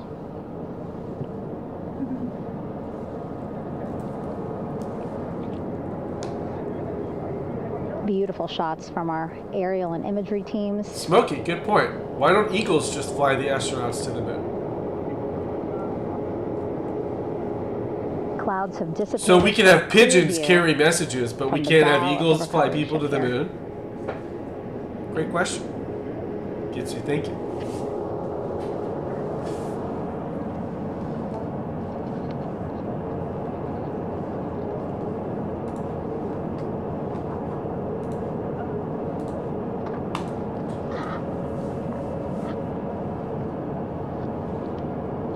You can still see divers in the water there.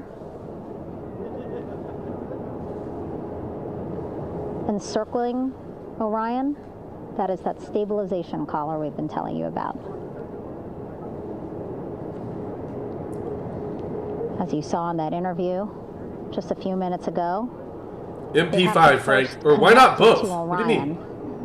And then once it's secured onto Orion, they can inflate it. Why can't you shoot both? And then they'll further secure it with other harnesses and lines. No face. Eagles don't eat cheese. Oh. Well, there goes that.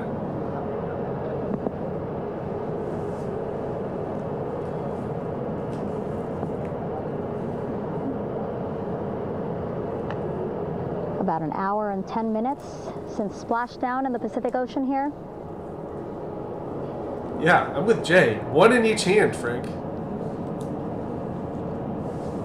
This is America. Reed, Victor, Christina, and Jeremy back home after a history-making mission to the moon and back.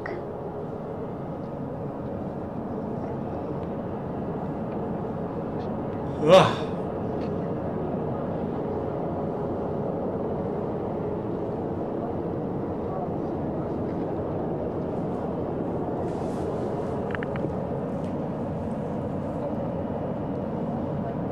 If you missed what we said just a couple of minutes ago, the undersea medical officer inside with the crew in Orion reporting all 4 crew members feeling great.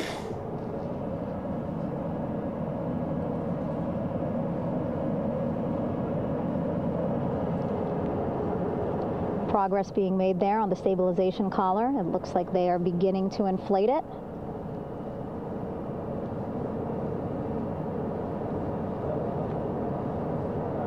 And it looks like they're starting to unfold the front porch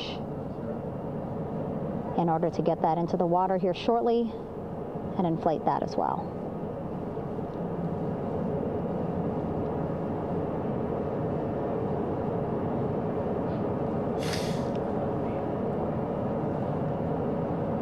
Again, more than 40 people out in the water right now.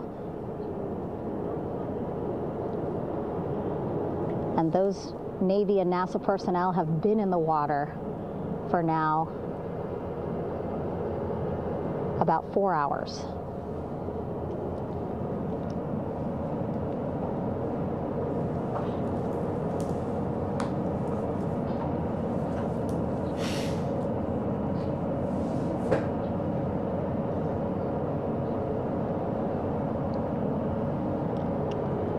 The reason why they had to get out so early is just to stage everything. And actually here on the ship, when there are flight operations happening, you can't have anything else, right? Just because the flight deck can be a dangerous place, so they just want to focus on planes coming and going from the ship, so that's why they wanted to get the boats in the water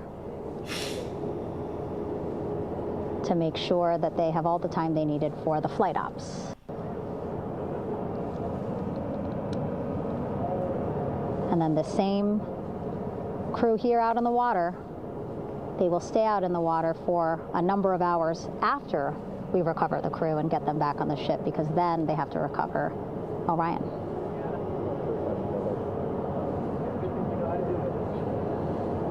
All right, that stabilization collar looking good around Orion. We're now seeing some recovery personnel getting on to that collar. Again, they need to further attach it to Orion to make sure that it can really prop up the spacecraft. It's basically lifting it up off of the water just a tad. Again, so it's not so... Come off me for a minute. Wait, what, Smokey? So it doesn't sway so much in the water there.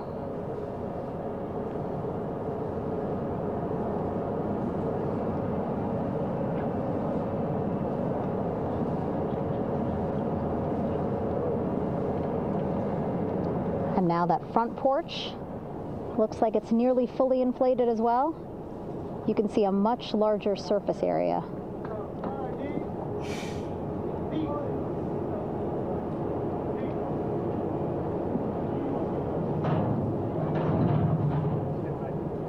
And so once the crew get out of Orion, they can stretch their legs a little bit on this front porch, get some fresh air.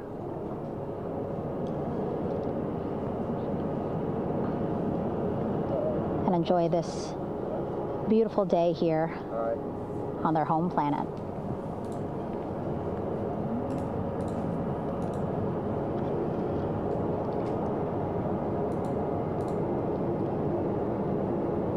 It appears teams now are about to connect the front porch to the stabilization collar.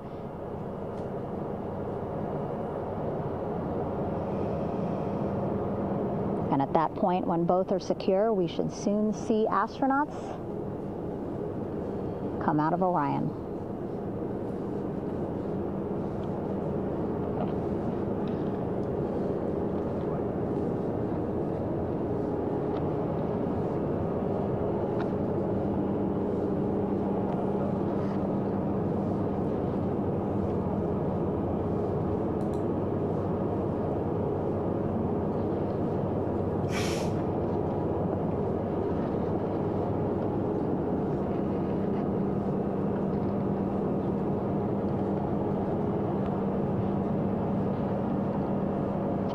All these views you see also being fed to the Landing Force Operations Center here on the ship. Of course, it is very important for our recovery teams leading the mission to have all the views that you're seeing as well. Again, listening to their communication loop here on the ship. Very quiet, which is a good thing. It means things are going pretty nominally, meaning as expected.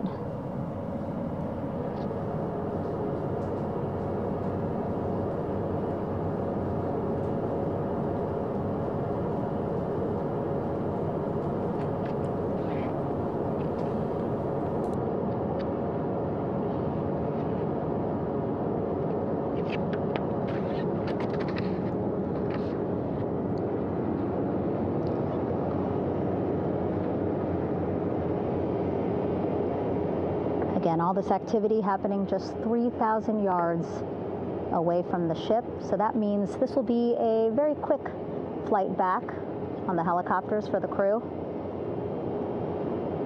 2-3 minutes, and then they'll be back here on the ship. I know.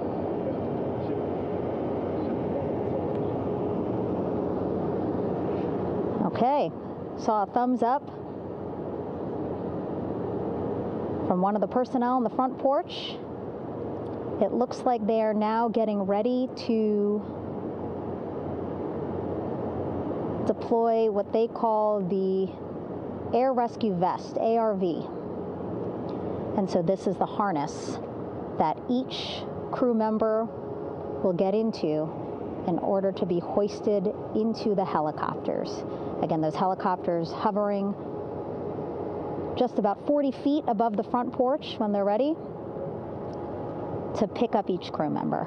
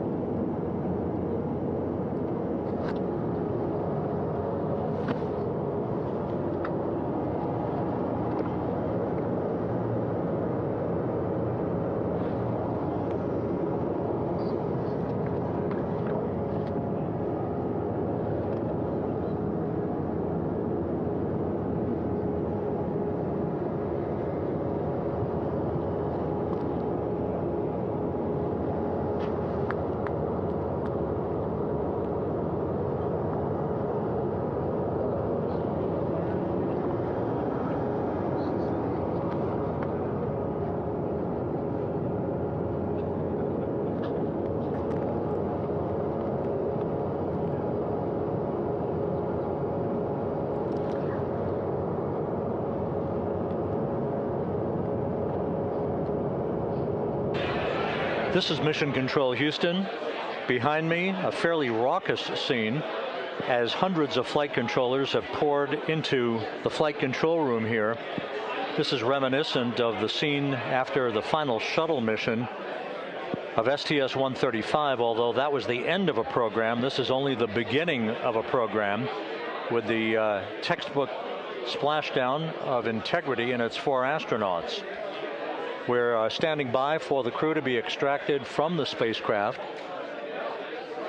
Entry Flight Director Rick Henfling invited all of these flight controllers who have contributed to this mission to enter the flight control room, to have an opportunity to receive well wishes and to share the mutual glow that exists in the wake of a textbook mission for Integrity. On the front screen here in Mission Control, a sign that says "Welcome Home, Integrity," taking humanity back to the moon, going further, and returning safely to Earth. So all of that jubilation, part of the post-splashdown activities, even as we await the crew being extracted from the vehicle to be hoisted onto Navy helicopters for the trip back to the USS John P. Murtha.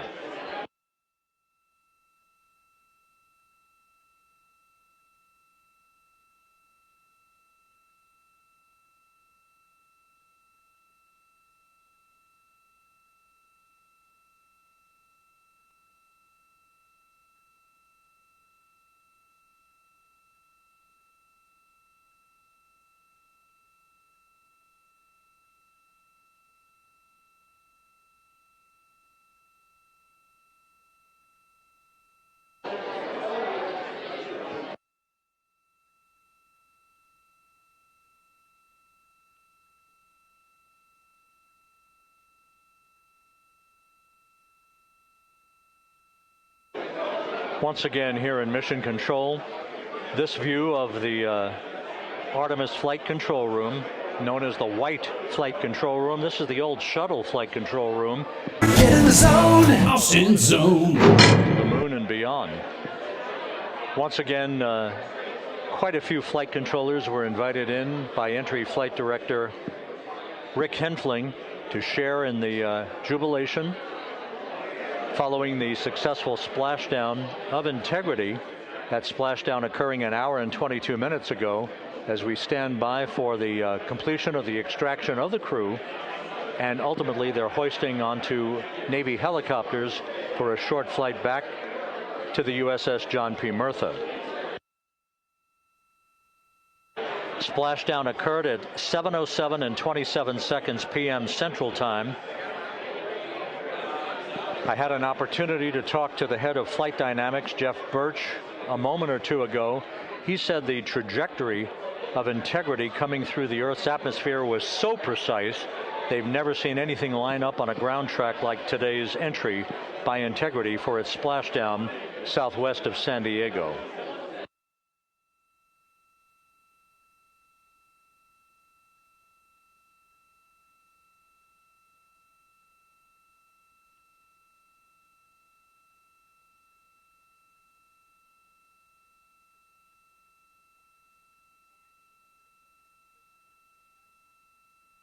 And the initial, you can hear it.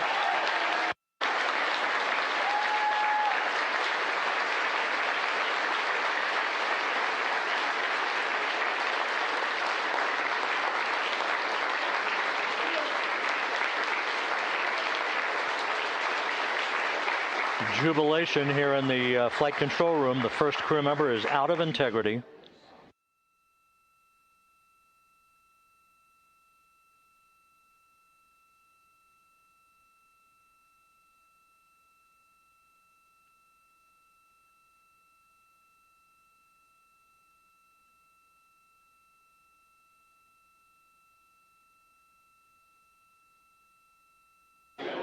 We are expecting the other crew members momentarily to be extracted.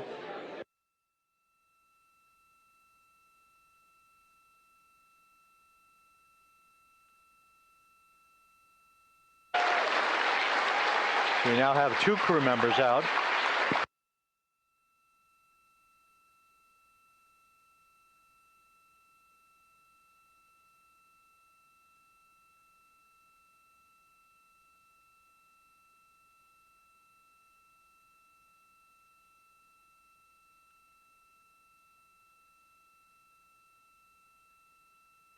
2 crew members out, 2 to go.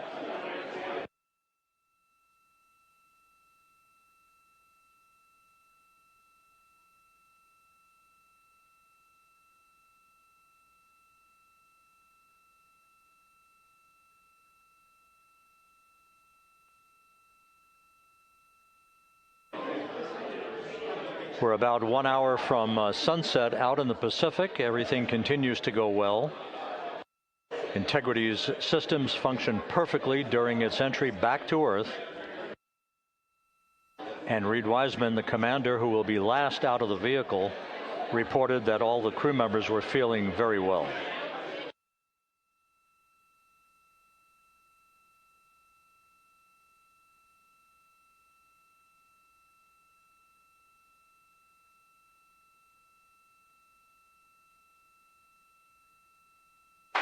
Crew member number 3 now out.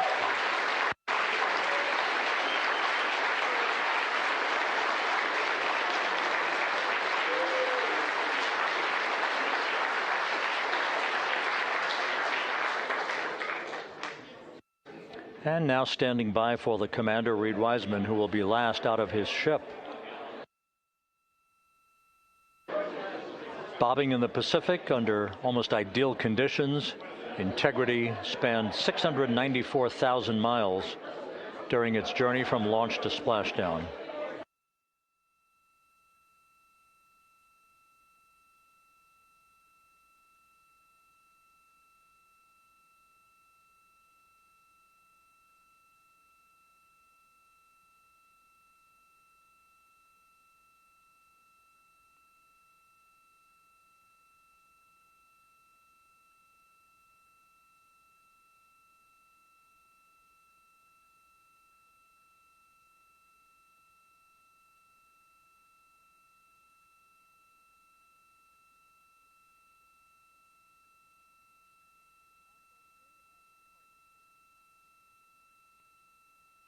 And we now have Reed Wiseman out of the vehicle, all 4 crew members now out of Integrity.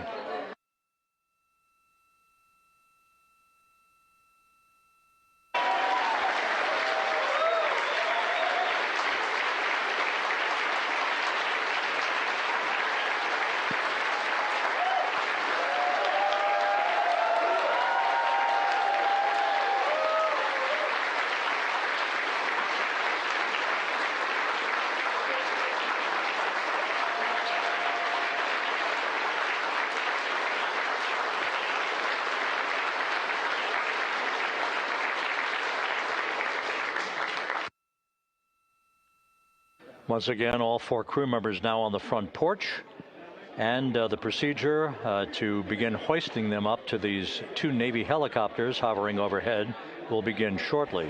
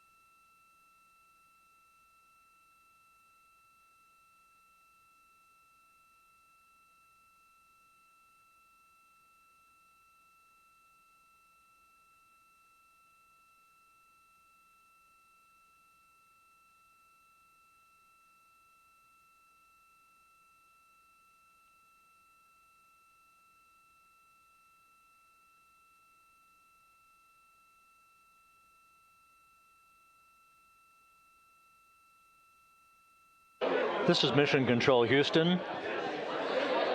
The mission is over, but the melody lingers on. as jubilation continues here in the flight control room. We should be expecting NASA's Associate Administrator, Amit Kshatriya, to be joining us shortly for a short interview while the recovery operations continue out in the Pacific. So we'll stand by for that. And then we'll turn it back over to Megan Cruz aboard the USS John P. Murtha.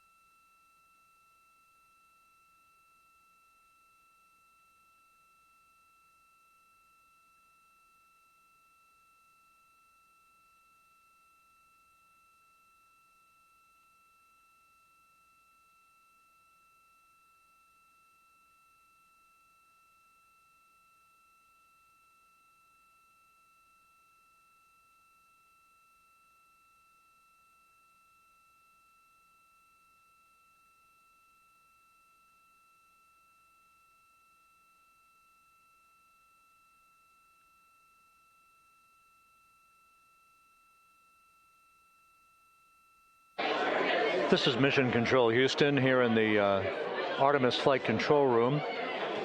A number of flight controllers basking in the glory of the successful end of this mission that carried 4 astronauts around the moon on a lunar flyby, and the first test flight of Orion with crew members on board. Splashdown occurring an hour and 32 minutes ago after a flawless descent back into the Earth's atmosphere for the vehicle. Its 4 crew members in good shape, simply enjoying their time right now on the front porch, as it were, the inflatable raft alongside of their Integrity spacecraft. We're expecting Amit Kshatriya, the NASA Associate Administrator, to join us here momentarily for a brief interview before we turn it back over to Megan Cruz aboard the USS John P. Murtha, the recovery ship.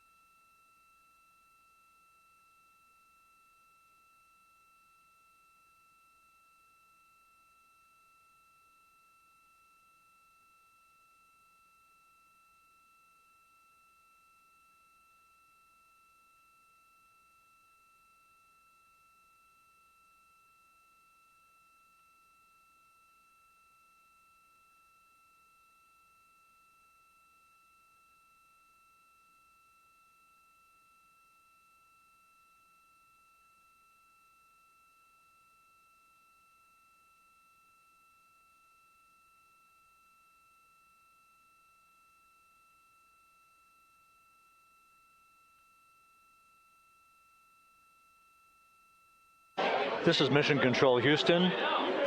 We're about an hour and 34 minutes since the textbook splashdown of integrity in the Pacific to bring home our astronauts.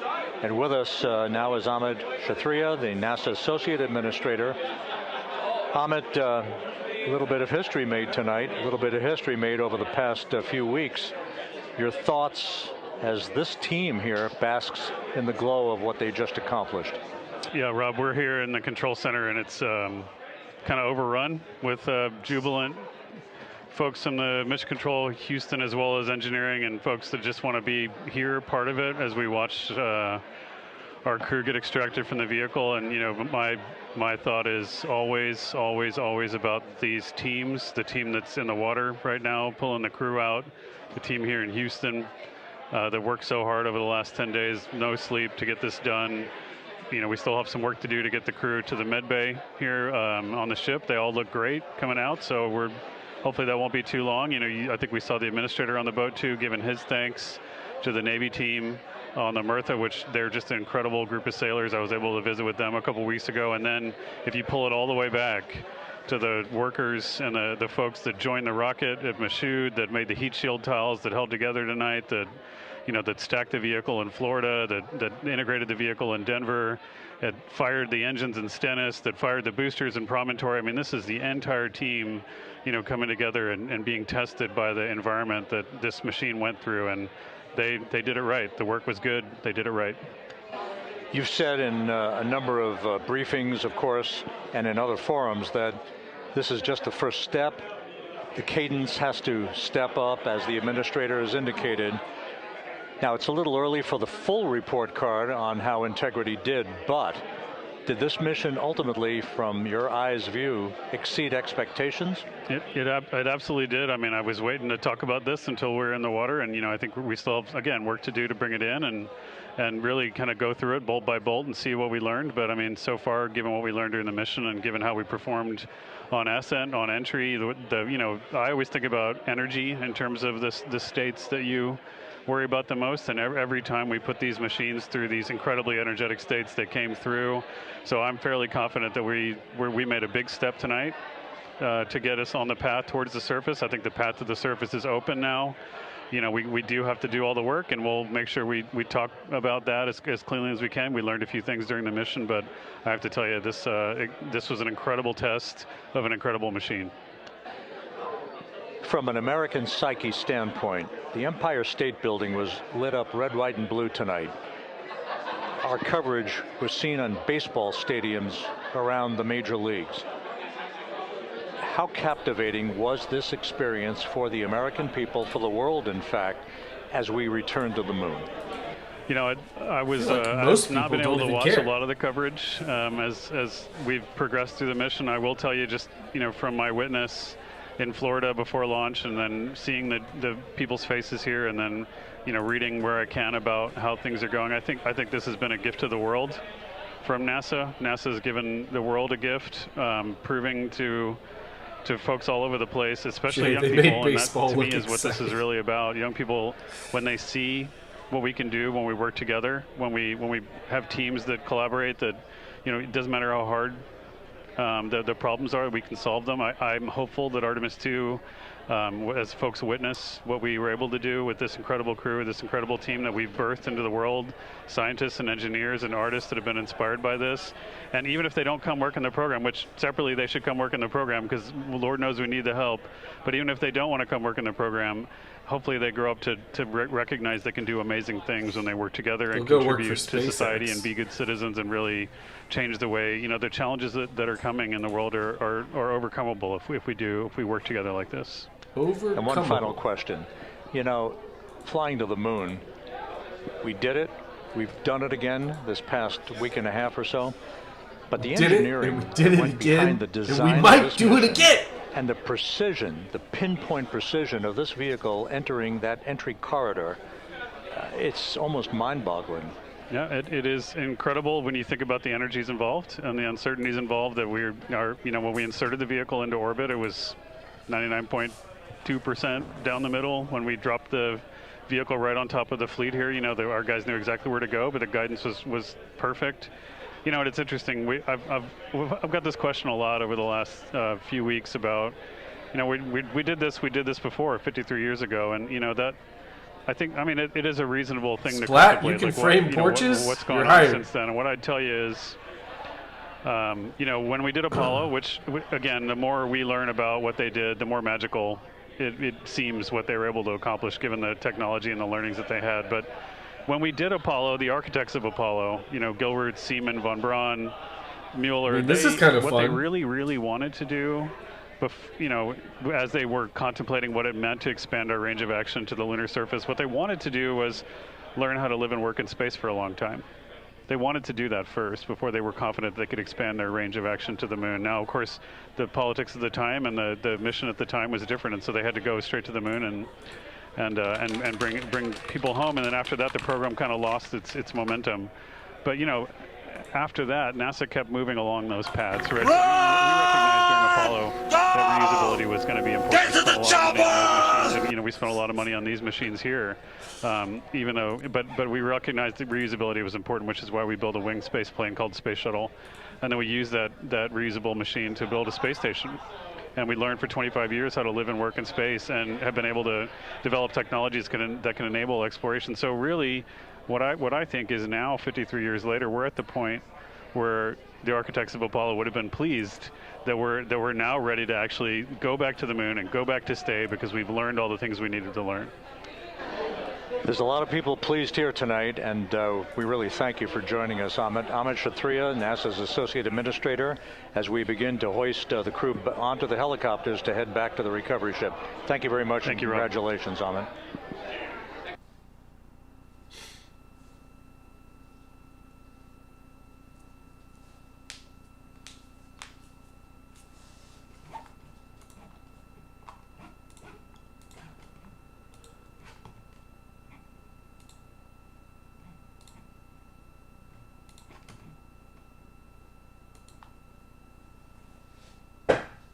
This is Mission Control Houston, with the crew members now beginning to be hoisted aboard the Navy helicopters. Let's go to Megan Cruz aboard the USS John P. Murtha, who will take it from here.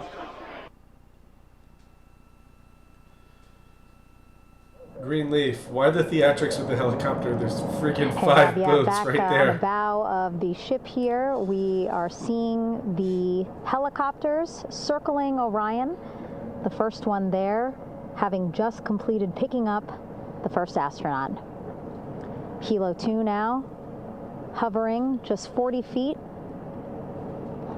above the front porch, lowering a recovery specialist out of the helicopter. That person will touch down in the front porch just there.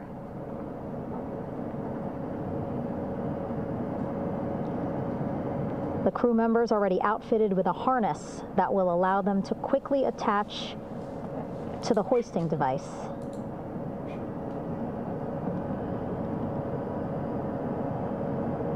Look at the power of those blades throwing water out at the center there, the front porch, with now 3 astronauts and the recovery specialists. Again, crews already outfitted with a harness vest. And here we go. Second astronaut now off the front porch, getting hoisted into the second helicopter. I mean, why not just call it a raft? That helicopter will now hover just a distance away to give room for the first helicopter to come back and pick up the third astronaut.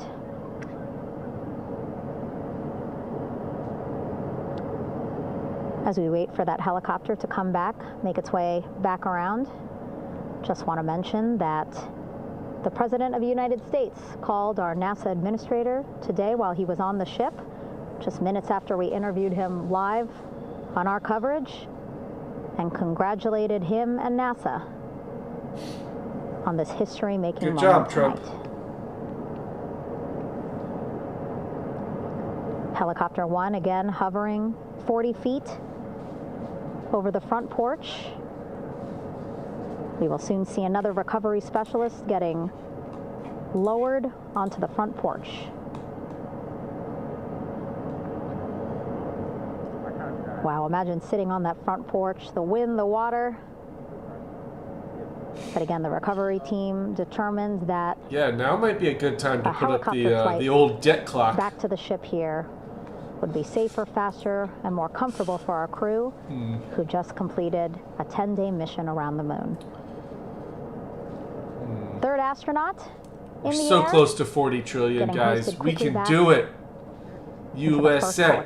USA.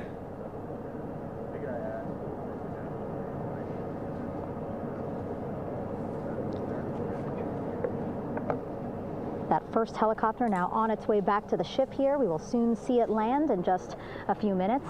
Again, all this action happening just 3,000 yards away from us, so a very quick flight back to the flight deck. And now the only person left on the front porch, Commander Reed Wiseman.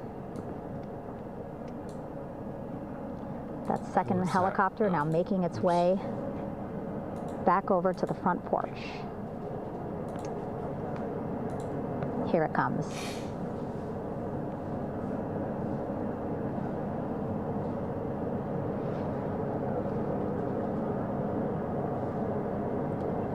Making its final approach here.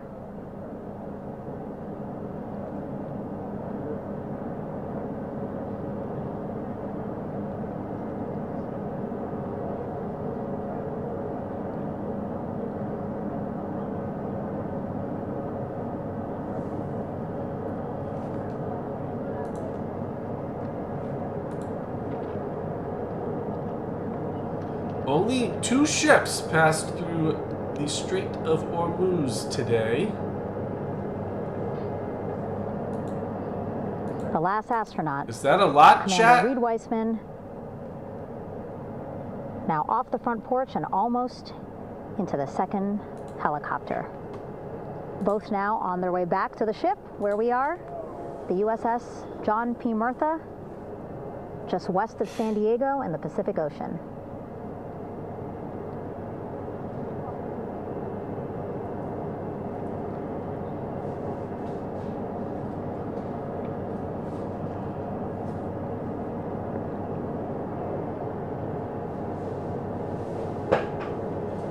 Exciting to see our 4 crew members minutes away from landing on the flight deck here on the recovery ship.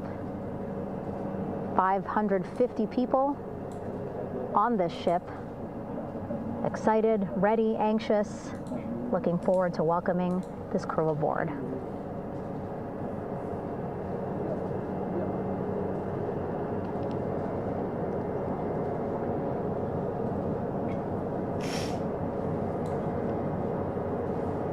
Watching them now with our own eyes. Are we now debating the difference between a porch and a stoop in chat? I can tell everyone's captivated by this. On the flight deck, which is just across from us, here on the bow.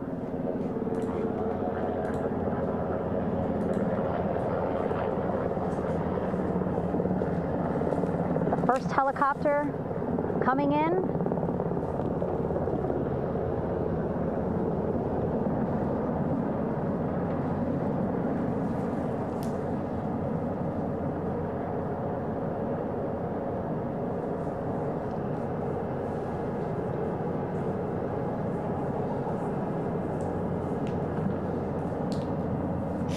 And wheels down. Wheels down of the first helicopter carrying 2 of our Artemis II crew. Pilot Victor Glover and mission specialist Christina Cook.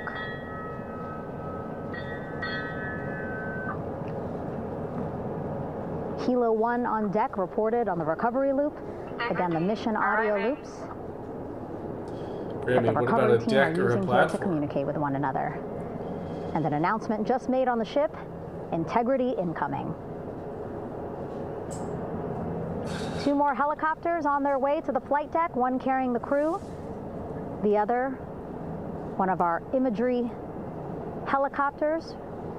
Again, kudos to our imagery and aerial teams for giving us these beautiful views of history in the making. Set amid a gorgeous, soon-to-be sunset here in the Pacific Ocean.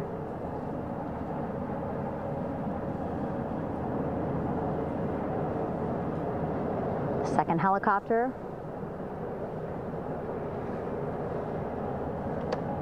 making its approach of the flight deck.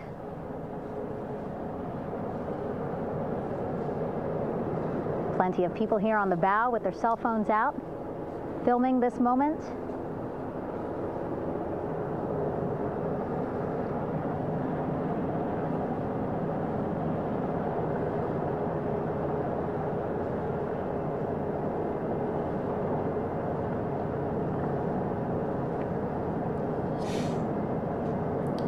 Face. I'm of the camp that water is not wet. Impressive flying here by the Navy, as we are seconds away from wheels down.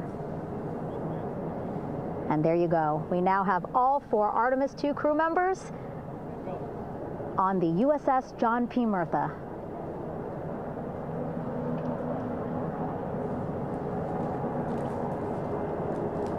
I'm sure they're happy to be out of the water and on this recovery ship with, again, 550 people on board, ready to welcome them home. But first, as we've been saying throughout the broadcast, just making sure the crew feel good. We reported that they were feeling good when they were in Orion, but those were just initial, quick, verbal assessments of how they're feeling. They don't know how they're feeling until Their we destination tell tonight, them how they're the feeling. medical bay here. What is on the this? ship. The Democrat Party? Right after we power down the helicopters here.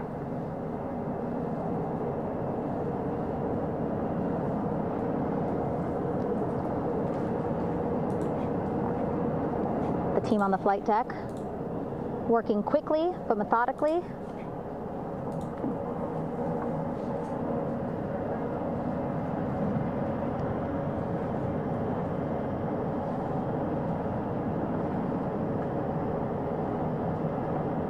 Waiting for just one more helicopter to touch down.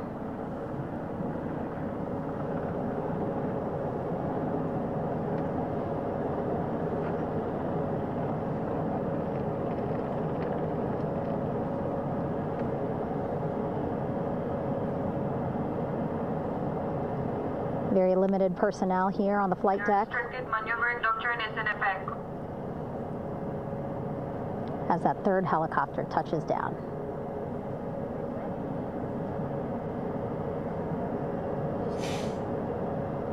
This is pretty cool.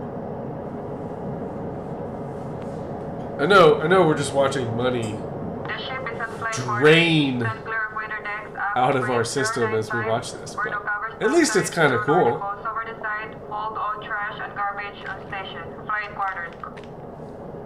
While just a few folks on the flight deck itself, there are plenty more on some upper decks. I see in some of our views.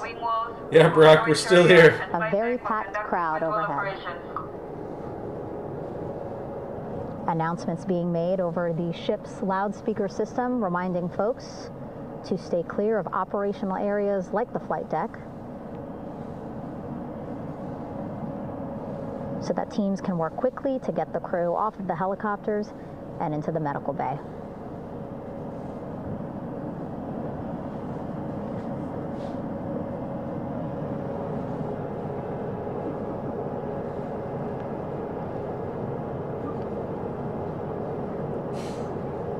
Splashdown today, 5:06 p.m. Pacific time.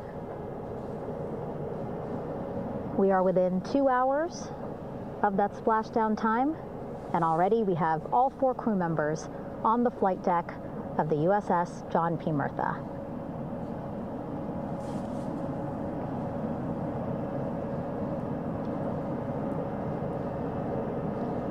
Again, crew waiting before getting out for the helicopters to completely shut down. I feel like they're not even trying to shut down these helicopters. Very important to NASA and the U.S. military.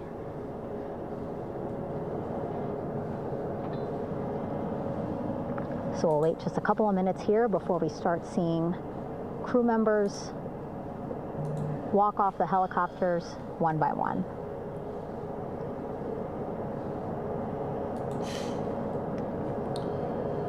Wait a minute. Something looks off here.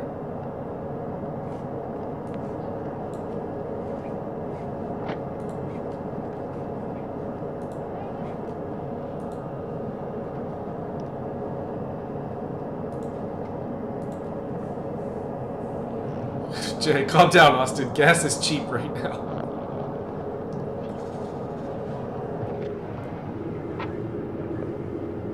I'm ready. No, let's do this.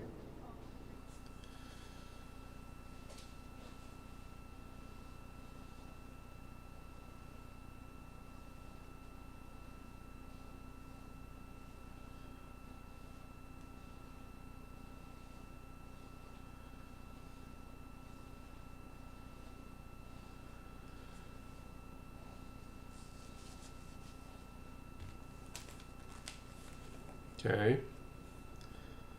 Now what? Frank, why is this shit choreographed? Yeah, it feels like they're all about to get out and do a dance. A choreographed dance. You know, for the TikTok.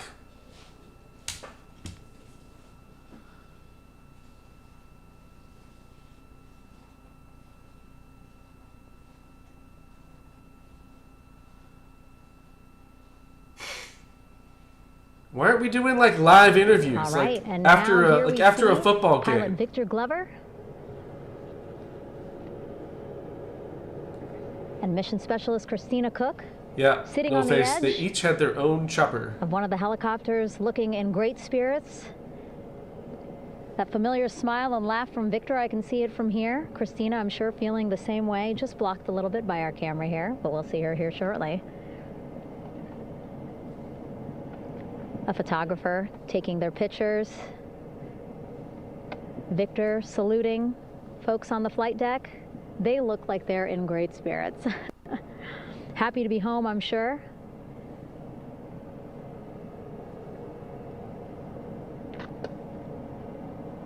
If you're sitting at home, I hope you too are wondering, what would you want to ask them if you got a chance to talk to them? Because that is what I'm thinking about.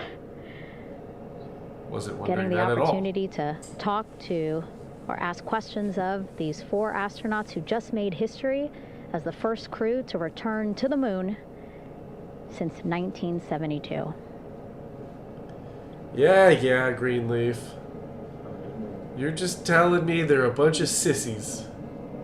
Can't even walk after 10 days in space? Psh. 9 days? Only 9? See Christina there, also smiling, finally peering out, waving at the cameras. Hello to you too, Christina, yes? Welcome back. Welcome home. A loudspeaker announcement on the ship saying, "Welcome home, Integrity."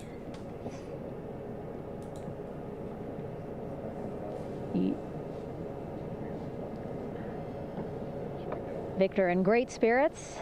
I can't see who he's talking to, but I kind of think that he might be talking to his other 2 crew members. Shouting from across the flight deck, congratulations to one another.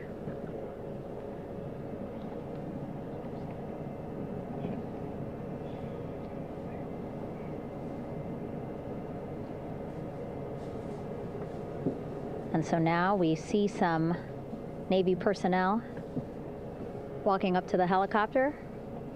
This is again the first helicopter carrying pilot Victor Glover and mission specialist Christina Cook. So I guess it was 2 on Both 1. have taken off their helmets now. If they had 2 per helicopter, there's 4 astronauts and 4 helicopters. What?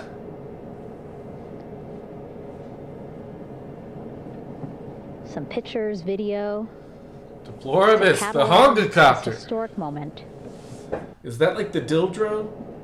A beautiful sunset just behind them here in the Pacific Ocean. Golden hour. These pictures will be beautiful.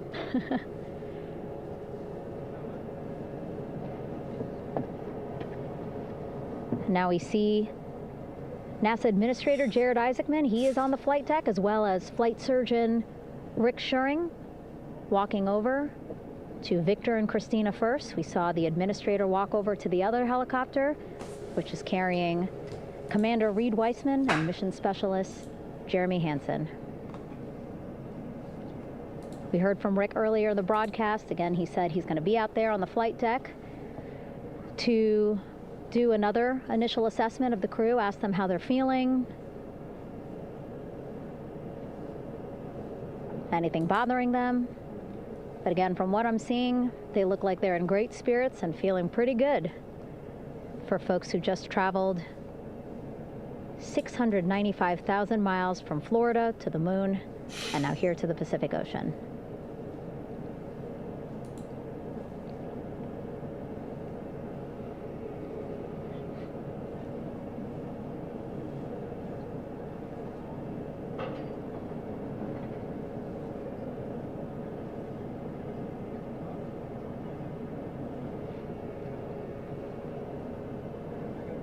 We're now seeing NASA Administrator Jared Isaacman walking across the flight deck. He had been talking to Reed and Jeremy, now approaching Victor and Christina.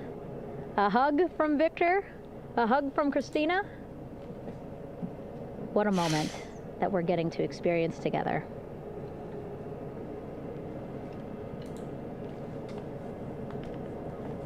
I'm sure Who's congratulatory following the words, drama we between got to Brittany, speak to Vinty, the administrator live on this broadcast and Quarter as well. Pounder? And he said the kid in him right now, giddy, absolutely giddy at what we were able to accomplish today. Returning them home safely and in good spirits after a 10-day mission around the moon. And here we go. We're seeing Jeremy. And here we go. Jeremy's there. Walking, waving across the flight deck, now on his way to the medical bay.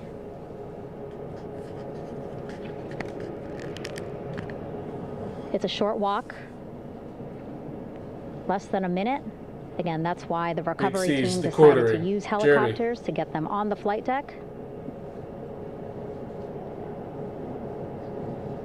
for that short walk to medical bay. And now on the flight deck, we see the chief of the astronaut office, Scott Tingle. Rick Schuring switching places. He's going over to the other helicopter. Big hugs from Victor, Christina to Scott. Again, a gorgeous sunset. Right, Jarvis? That was weird timing for this recovery tonight.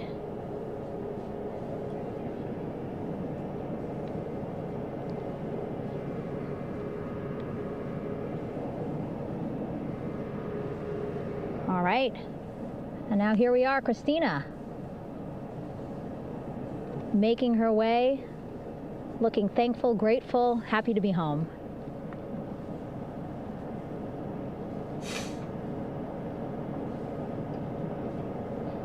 You can see she's looking up again, lots of people, just a few levels up off the flight deck. Seems to be walking all right to me.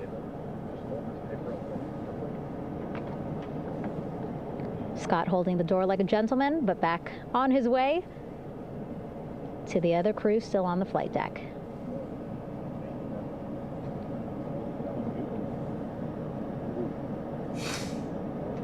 It's a magic trick, Lynn. It's the final wow at the end of into the mission. On the flight deck, Victor Glover and Reed Weissman. It looks like Victor will be the next one headed to medical bay. More hugs, more hugs. He's a hugger.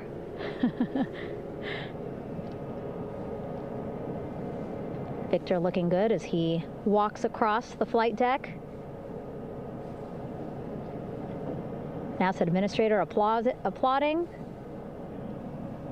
Victor applauding for all the folks on the ship with him who played a role in their safe. Played a role? It was all fake?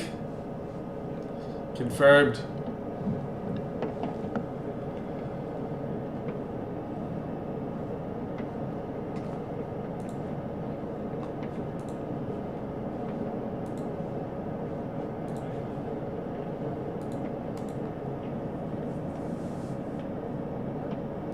And finally, just one Artemis 2 crew member left on the flight deck, Commander Reed Weissman.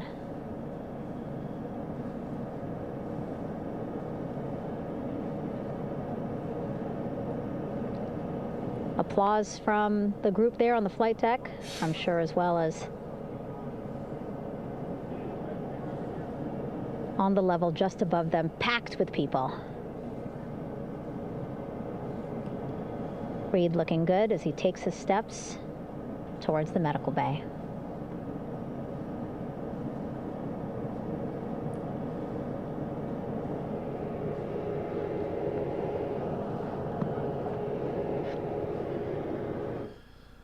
See our 4 Artemis 2 crew members back on the ship.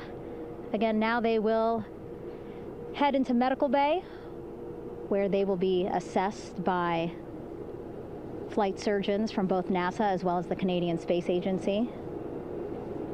A more in-depth assessment. When they get to medical bay, they will each have their own nurse. They will be helped out of their suits. And then again, we'll check to see that they're feeling good. Make sure it's not just adrenaline, but that they are feeling good from their long journey back from the moon. Beautiful shot of that sunset, illuminating our flight deck.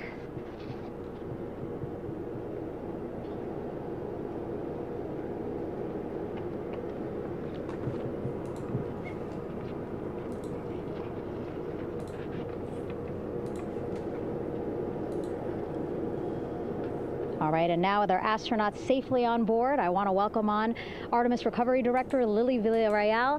Lily, I don't know how you must be feeling right now. Ecstatic, relieved? So ecstatic, relieved. Of course, we still have to bring the capsule into the well deck of the ship, but this is a major milestone to have the crew here on the ship and in medbay. You know, our team has been preparing and working really hard, and I'm just so proud of them. Way to go, women! We did it. Everything went very well, just as planned. Our teammates in Houston, the flight control team was just amazing. We were able to. Anytime I've seen an interview of the last 10 days, it's always been a woman. Everything. And I don't know what else to say. I'm just so ecstatic. It's such a wonderful feeling to get to this point. Yes, Lynn. Now they have to go get the capsule. Still have to get the capsule. Now the fun This is begins. huge for all of us in landing recovery, and I couldn't do this without my team, and of course the full support of the U.S. military. There's going to be lots of high fives when we get the capsule back in, and I'm so happy that the crew's doing well, Ryan's doing well, and Lynn, they're just dragging it out for views. For everybody watching. This could have been an email. Yeah, it was great to watch the crew come back to the ship with you. How were you feeling when you were seeing them looking so happy to be home and feeling really good? You know, the funny thing is that we had video of them from inside Later, Splat. the We'll see you next time. Orion vehicle. They Jay, were aren't high fives microwave questions? When we opened the hatch, I thought that was, already wasn't out that of a their thing seats, for a minute? having a good time. What happened to that? Waiting for us to open the hatch. And they opened the hatch, and of course we did the first medical assessment. Everybody was doing very well, and they were just having such a great time with the medical team that was inside the capsule. I think they were all taking selfies with the phones that they have, probably talking about what they saw, and it was just smiles all around. They were having such a great time. And then we put them on the front porch when we were ready to put them on the front porch. And again, you could see they were just so ecstatic to be home and talking to everybody. So we were very happy to see all of that in the control room of the LFOC. How remarkable is that? Again, if we think about their journey, the 695,000-mile journey around the moon and back, coming back at 30 times faster than the speed of sound. I mean, how remarkable is that they are in such good spirits? I mean, this is an amazing crew. I think you guys have seen it for the past 10 days. They're wonderful people, and we're so happy that they brought us along on that ride. And I can't wait to see all the additional videos and pictures that they have that, we'll get a hold of now that they're back on the ground. And I can't wait to hear how a little more enjoy than what whatever we saw it is you're on doing. The press briefings from the crew about what they saw. It's just fantastic. Some of my favorite people around this 10 days was the science team and how excited they were. And so this is exactly how we feel in the landing recovery team when the science team went, oh my goodness, when they heard all the discussions about the moon. This is exactly how we feel now in the landing recovery team. We're so ecstatic. Yeah. Again, we have to recover the capsule. I want to make sure we don't forget about our Orion. Lily's all about business. She's thinking about what's next. But yeah, speaking of these 10 days, I mean, we have been along for the journey with them, live with them 24/7 for 10 days, and just really seeing the engagement that we've gotten from around the world. What do you hope people take away from this mission? I think that's fantastic. So, my story was that I went to the Kennedy Space Center. I was born in Colombia. I was 10 years old when we moved to the United States, but when I was 7, my family took me to the visitor center, and that's when I learned about Apollo. And we went to the moon, and I learned about astronauts, and that dark story matter. was California what really gangs are drove already me to stripping wanna the do, capsule for STEM scraps. and want to be an astronaut. And I think that this Artemis program is going to do exactly what, what girls, my age back then is 7, young people right now. Nunchuck, you should definitely get another drink. And even like young men, obviously. Make it a green drink. We want to empower people to know that you can do this, right? If you want to come and work for NASA, if I did it, they can do it. And Artemis program is just going to inspire everybody. And I'm so happy about that. Yeah. Like Apollo inspired me. Thank you so much, Lily. Really appreciate you being here. As you said, still a lot of work to do. 5 to 6 more hours to recover Orion that's still out in the water. So weren't these astronauts children when the Challenger exploded? To say again, we hope what that made this them want to be inspires astronauts? people. We hope that you come and join us at NASA and accomplish great things with us in the future. Back to you, Rob. Thank you, Megan, and safe sailing out there in the Pacific. Here in Mission Control, it is now all quiet. The team of flight controllers and all their support personnel have left the room to enjoy the aftermath of a textbook touchdown by Integrity at Splashdown in the Pacific, right on target to complete this historic flyby of the moon, the Artemis II mission. With that, we'll wrap up our coverage for the night and point you to a post-splashdown news conference in 15 minutes at 9:35 p.m. Central Time, 10:35 p.m. Eastern Time, where managers will discuss the return of the Integrity spacecraft and the completion of the Artemis II mission. With that, we'll wrap up our coverage for this evening and a historic mission in the history books. This is Mission Control Houston.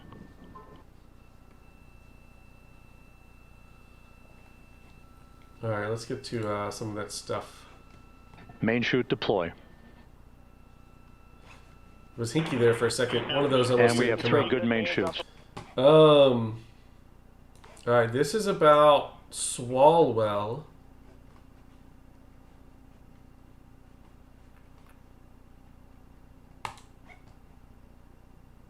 Eric Swalwell has been accused of sexual assault, accused of rape and sexual assault by many women. Pelosi and Shifty Schiff, telling him to drop out of the California governor's race. It is time that I tell you what I have been up to for the past few months. In November, I interviewed Congressman Eric Swalwell. I was on a launch call for his gubernatorial campaign, and that was posted to my story. And very quickly, I got messages saying, do not talk to that man, do not send him your phone number, do not add him on Snapchat. You just don't want to get involved. And I was like, wow, that's a pretty forceful reaction. That's never happened before. Carrying on, every week, it seemed like I was hearing more and more from people saying, friends of mine who had had encounters with him and interns he had slept with and stuff that had happened years and years ago, stuff that had happened recently. And I started to get really disgusted. I didn't want to do this anymore. I couldn't fathom working in politics in any capacity if this was just something that was this is just how it is. This is how men on the Hill are. And I was like, no, This is not regular cheating. This is not regular, like, weirdness. This is abuse of power. This is sexual harassment, and I'm a victim of that, and I'm not okay with that, and I refuse to act like it's okay. Well, as time went on, I got more and more confirmation, and I kept asking behind the scenes, is this going to break? Does anybody know if this is going to come out? I was just sick over it. And one day I was like, hey, everybody, I'm going nuclear. I am posting. I'm done vague posting. I am going to just name it, because we need these women to know that they are not alone. They are not the only ones this has happened to. And I want to make everybody aware of this. Since the end of March, I have just been essentially banging pots and pans, trying to get people to listen. I know I appear crazy. I know I have been asked multiple times if I've lost my mind, if I'm taking my meds. I mean, I get it. But every day, more and more women came forward. Every single day, more people said, I thought I was the only one. And we had allegations just pouring in. And this platform to me is nothing if I don't do what is right. Maybe I'll lose opportunities. Maybe people will talk about me behind my back, whatever. But as somebody who survived sexual assault and sexual harassment in my workplace with an abuse of power situation just like these women experienced, I could not and would not stay silent. And I know my beat is education news. This has been a sharp departure, and I promise I will get back to covering my beat, so to speak.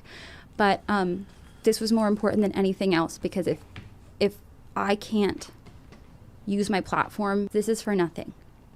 It's for nothing. And I cannot operate. This is just getting preachy towards the end here.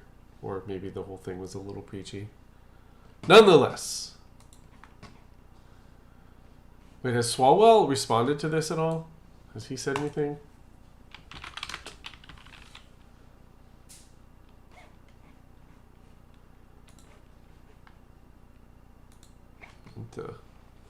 This isn't NASA. This isn't the space thing. Wait, so where's the what channel is the post press conference going to be on? Post-splashdown news conference. Here, okay, 9:35.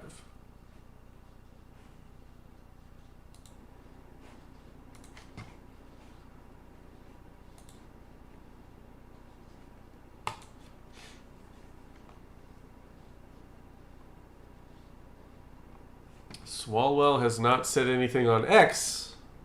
What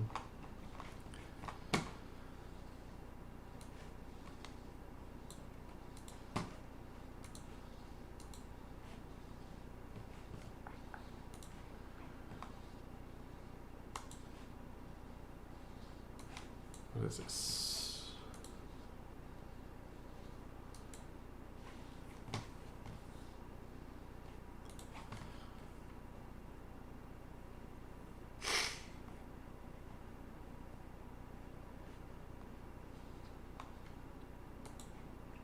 Haven't we already seen this? Oh, we've already seen this. Yeah, this is him from February of last year with Nick Sorter. This is not new, though. So, Congressman, you referred to Elon Musk as a fascist at some point and alluded to him being a national security threat. Do you see that more of a national security threat, you sleeping with a Chinese spy, than transparency in the federal government? What are your thoughts on that? What are your thoughts on that? What's Fang Fang think of that? What are you doing? This is ridiculous. This is Golden State Warriors. I mean, what's fascistic about exposing government corruption? I mean, I know you're just at dinner now with a bunch of lobbyists. You know, they're buying you a bunch of booze, and you know that's awfully nice. I know you were talking about, maybe finding somebody else because you only like to fuck people that are 10s. I just heard that one too. So what do you think about that? Do you want to comment on any of it? Elon Musk is a national security threat, but you sleeping with a Chinese spy is not. Is that correct? You don't want to comment on that at all? Looks like guilty as charged.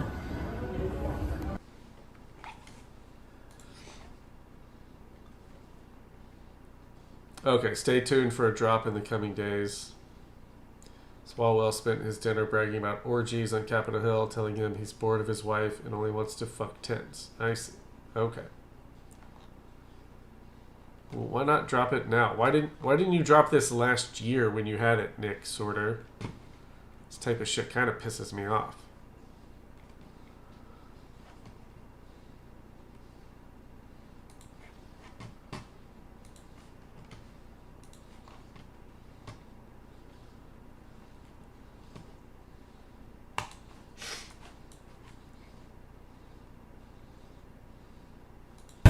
I decided to ask him to meet me for a drink. And I did this because I was so far removed from what had happened in 2019. I felt safe because I was established. I had a partner. I felt more secure that I could have a strictly professional relationship with this person. After that bar closed, we went to another. I went to the bathroom and I don't remember anything after that.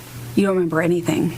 I remember the next day, I can see flashes of that evening, of him on top of me pushing him off, him grabbing me.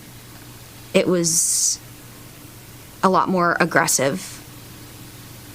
It was aggressive. Did you say no? Yes, I said no. In my flash that I can recall, I was pushing him off of me saying no. And what did he do? He didn't stop. He didn't stop. And you woke up the next morning? I woke up the next morning naked, alone in his hotel room. I, for a moment, didn't even know I was in his hotel room. That's how intoxicated I was. And I called my mom, the only person I could think that could help me. And we were able to corroborate that by speaking with friends and family she confided in, reviewing photos and screenshots of contemporaneous text messages. And we also reviewed a message from her medical provider the week after she received the pregnancy and STD tests, calling her a, quote, survivor.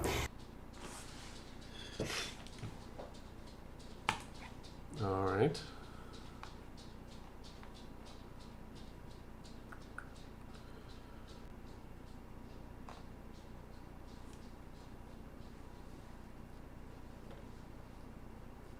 Is this true, Grok? I decided.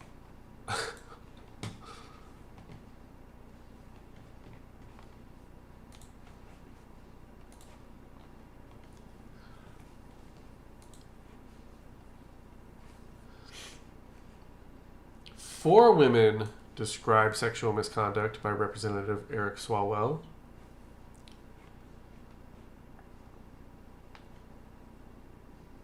An attorney for Swalwell sent two of the women CNN spoke with cease and desist letters on Thursday, a day after CNN first reached out to his campaign to request comment. According to copies of the letters they provided CNN, the letters called the women's accounts false, ordered them to retract their statements, and warned of potential legal action if they continue speaking out. The letters said the women's claims were undermined by their voluntary and cooperative relationship with Mr. Swalwell over the course of many years. Following the alleged incidents, including the former staffer asking him for job references.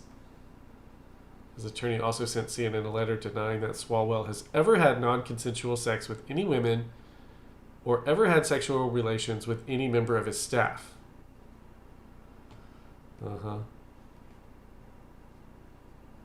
One member of Swalwell's staff said they quit immediately after receiving CNN's detailed list of questions about the allegations. Not looking good. Not looking too good.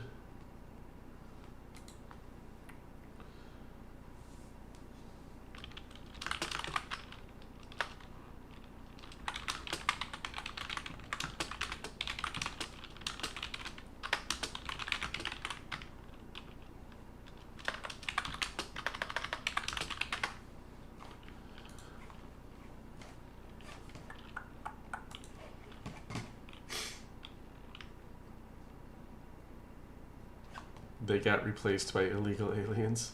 It is California.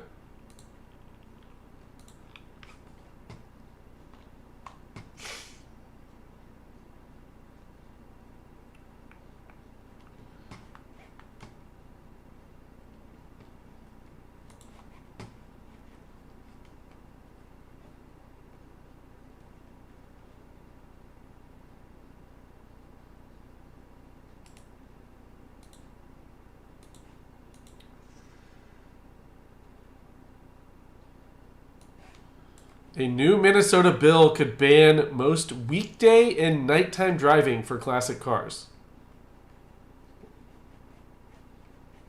So you can only drive them on Saturday and Sunday.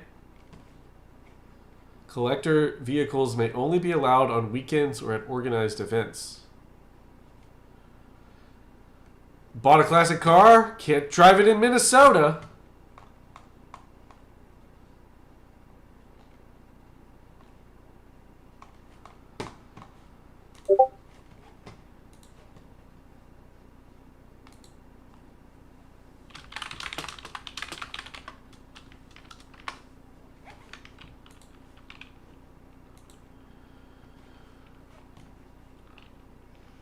Blaine, this is the start of the gas ban. This needs to be violently opposed. Yes, but it's Minnesota.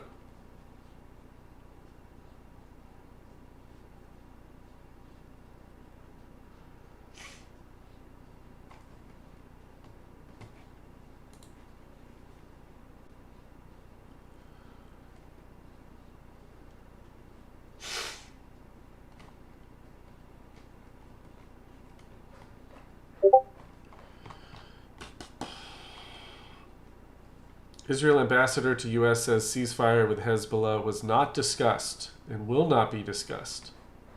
Israel refused to discuss a ceasefire with the Hezbollah terrorist organization. So they will continue to bomb Lebanon. Shocking.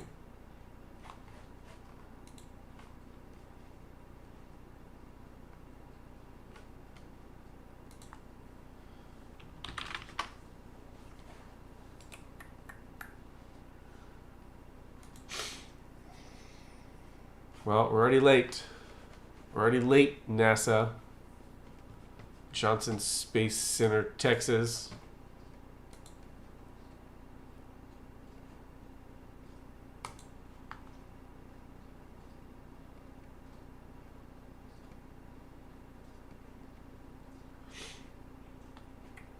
What is this?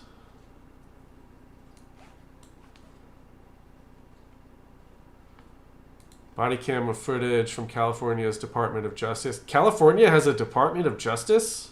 Who knew? Targeting alleged fraudsters. Biggest bust in California history.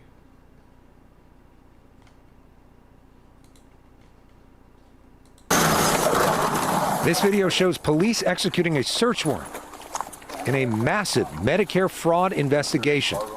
Yep, go ahead. This body-worn camera footage provided by California's Department of Justice. And we have three good main Donald shoots. Trump and California.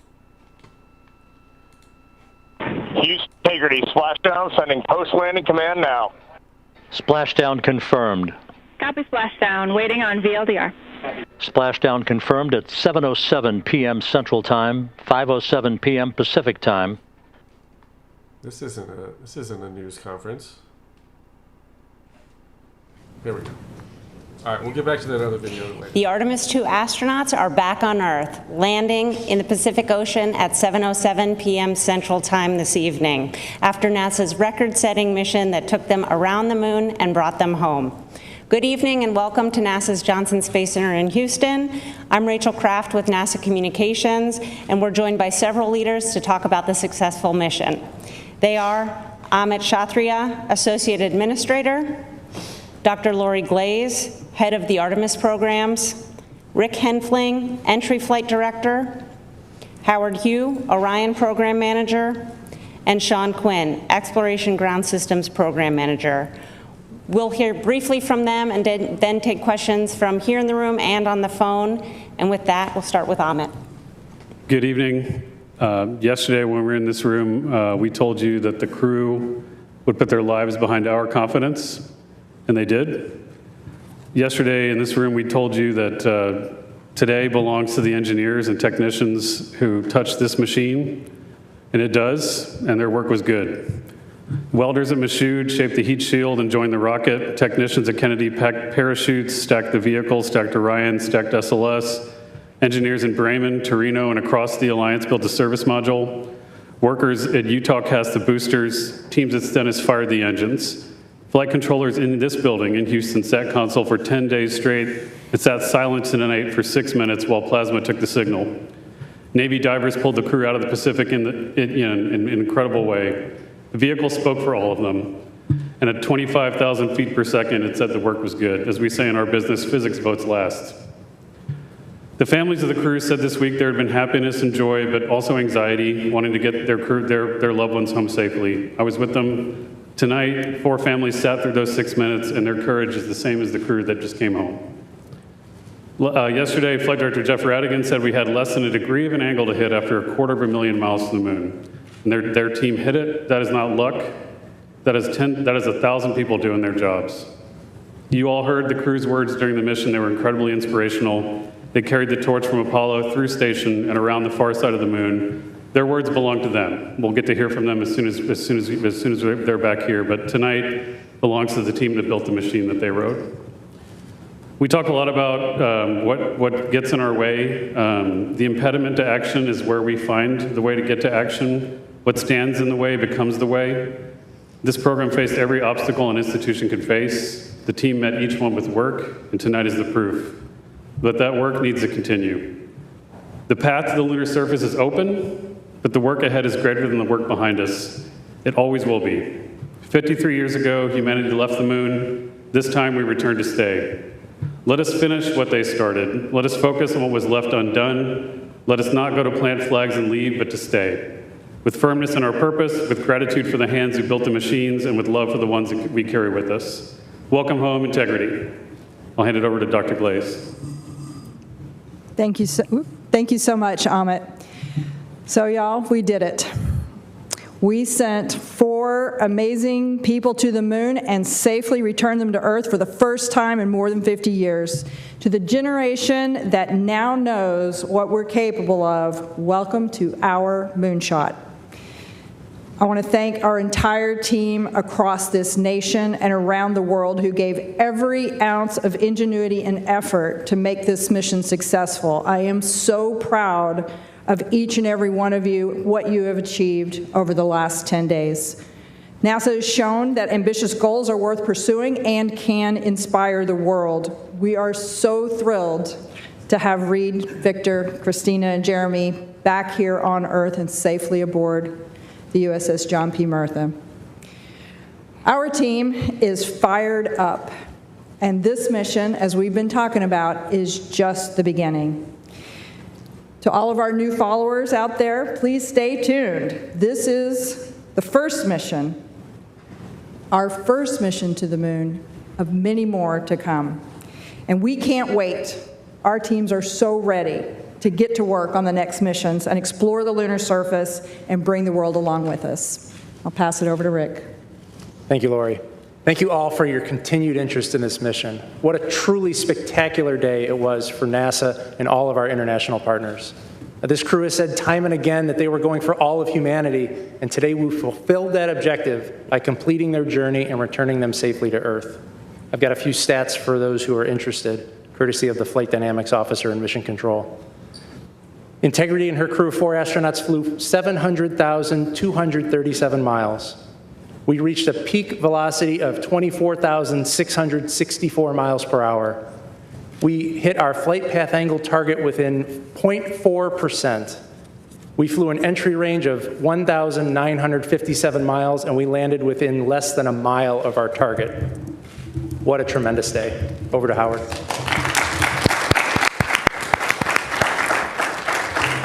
Thank you, Rick, and thank you to the flight control team. What an outstanding job.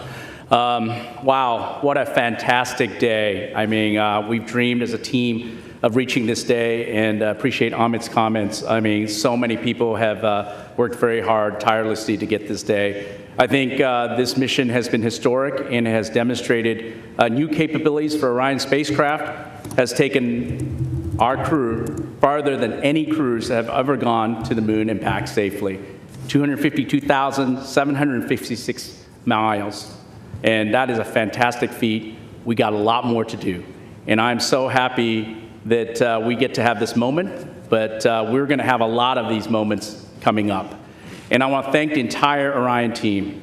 They have worked tirelessly. They've dedicated many hours They've committed to excellence and innovated and attacked challenges that we've come up with for both our NASA team, our industry partners, and our European team as well. We did it together. We brought the crew home safely. They did deserve a round of applause. It was a terrific day for them as well. And I want to thank the crew. They have been a fantastic inspiration to our teams as well. You've heard their messages. We are so happy they're back on the ground. We can't wait to see them as well. And finally, we've learned a lot from this mission. Number one was bringing the crews home safely, but it's also a test flight. And like Amit said, we have a work ahead of us to be done. We're going to learn from this mission. We're going to look at the data, and we're going to move forward. This is the start of a new era of human space exploration. Thank you. Well, thank you, Howard. What an incredible end to an incredible mission. I got to tell you, I think I'm trying to pick out the best thing that happened today, and I'll just say that we were sitting in the back room getting ready for this press conference, and Howard gets a call from Reed Weissman, the commander of Integrity, and it was so great to hear his voice and tell us that all the crew is okay, and we can say that we did our mission. We accomplished what we set out to do.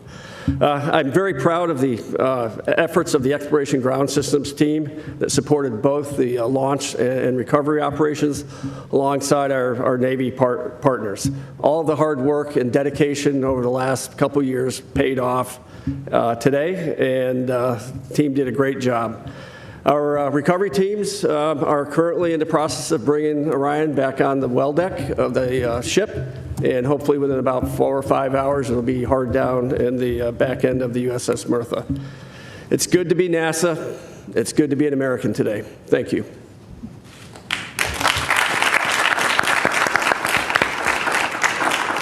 All right, it's time now for questions. We'll start here in the room and take several from the phone. For those on the phone, you can press *1 to get into the question queue, and please limit to one question if you can. We'll start here with Joey. Thanks so much. Joey Rillett with Reuters, and congrats on a really nice mission. Curious to hear more about how the astronauts are doing, where are they going to sleep tonight, and then also, when do you guys expect to announce the crew for Artemis 3? Thanks. So the answer to your second question, Joey, is soon. I will not put units on that value, but soon. Rick, you want to talk about the crew, what they're doing? Yeah, we saw the crew a number of times after they got out of the spacecraft. We saw them on the front porch. Everybody was happy and healthy. I saw Victor as he was sitting on the edge of the helicopter on the flight deck of the ship, and he was smiling and in good spirits. And everything we've been hearing from the surgeons is the flight crew is happy and healthy and ready to come home to Houston.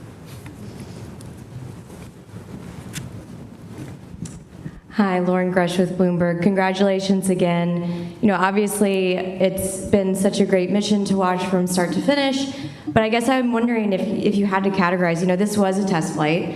What would you say is the issue that you feel maybe the most grateful arose during this mission so that you could apply that lesson learned to the next? Maybe you.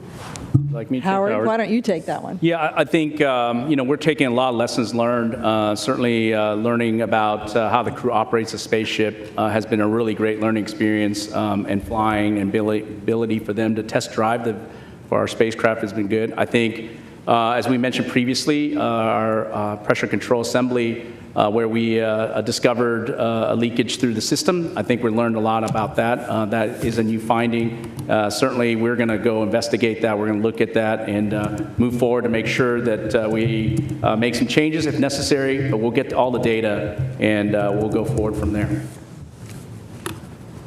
Marcia. Associated Press, Marcia Dunn. The administrator described the crew as great communicators, almost poets. How is, this is going to be a tough act to follow for the upcoming crews soon to be picked. Talk about this crew in particular and what they brought to this that went beyond the scientific and the research and the engineering, please. I'll just say that this particular crew, they've gotten to know each other so well, so each of them individually are just absolutely amazing individuals, but they, as a group, you could watch them, and what they brought as you watch them in Orion over the last 10 days, operating just seamlessly between the four of them, just the teamwork, the camaraderie, I think they really brought an amazing sense of what we're trying to achieve with this mission. It's the mission for all humanity, a mission for all, and they really did represent that and tried to communicate that. I do know that our entire astronaut corps is spectacular, and so I have no doubt that the next teams will also rise to that level. Jackie. Hi all, Jackie Waddle, CNN. Congratulations.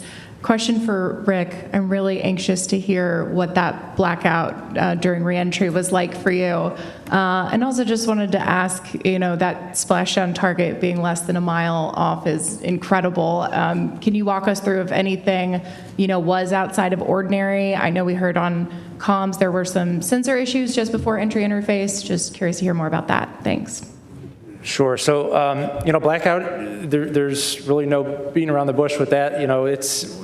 It's a difficult time because the flight control team wants to see data. We want to look at the data. We want to be able to provide input to the flight crew on how to fly their spaceship. And when we don't have data, we're trying to figure out what to do with ourselves. But we knew when blackout was going to start. It started when we expected. We knew when it was going to end. It ended when we expected. And so that gave us the trust that the spaceship was flying itself correctly. As far as some of the cautions and things that came up on the way down, the prop cautions, they were, we think that, again, that was learning of the spacecraft. Some of the limits are set a little bit tighter than we probably should have had them set, and we dispositioned those and moved on. As far as the comms post-landing, we don't quite know what was going on there, but we worked around it. We had comms with the recovery team, and we safely handed over the mission authority at the right time.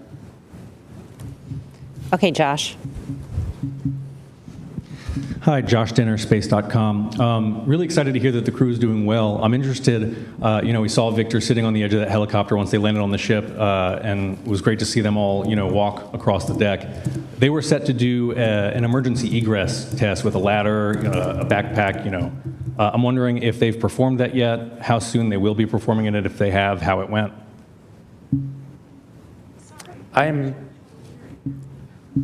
I'm not familiar with an emergency egress test post-landing.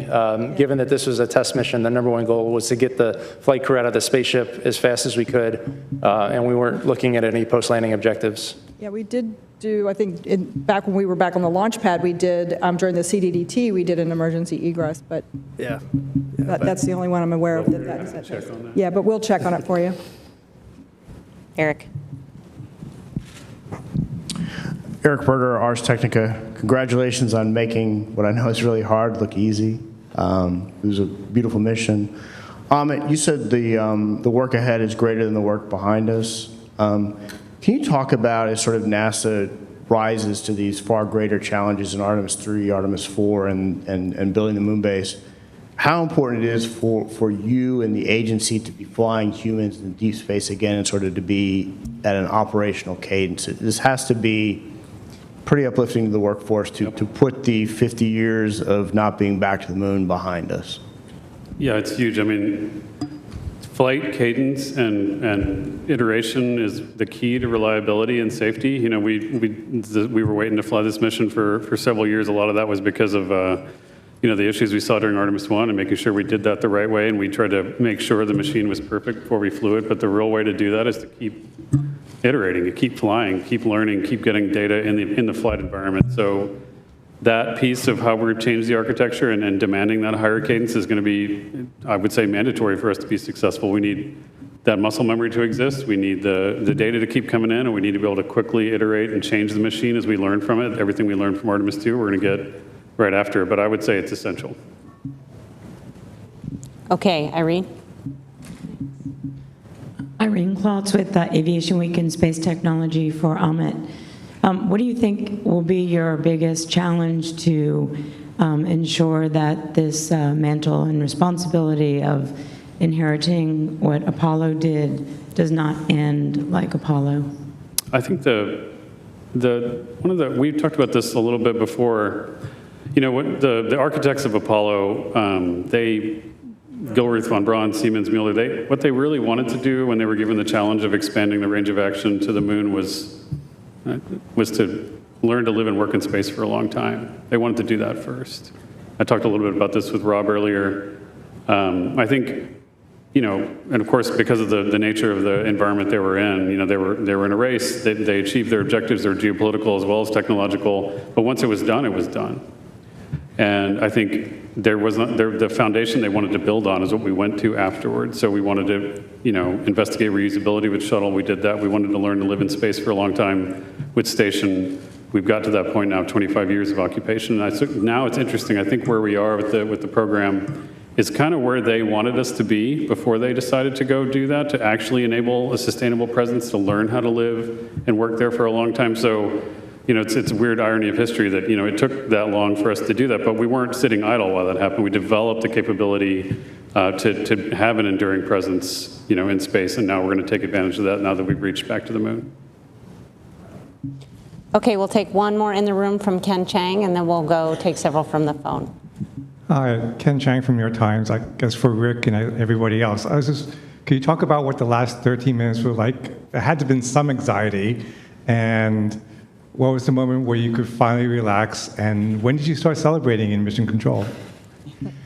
Well, certainly there's anxiety. If you didn't have anxiety bringing the spacecraft home, you probably didn't have a pulse. You know, I have a lot of trust in my team. We've got all flight controllers in the room on entry day went through a rigorous training process, and they are the system experts on their respective part of the spacecraft. And so while there's anxiety, there's a lot of confidence because the team is there to do a job, and we've trained well, and we executed well.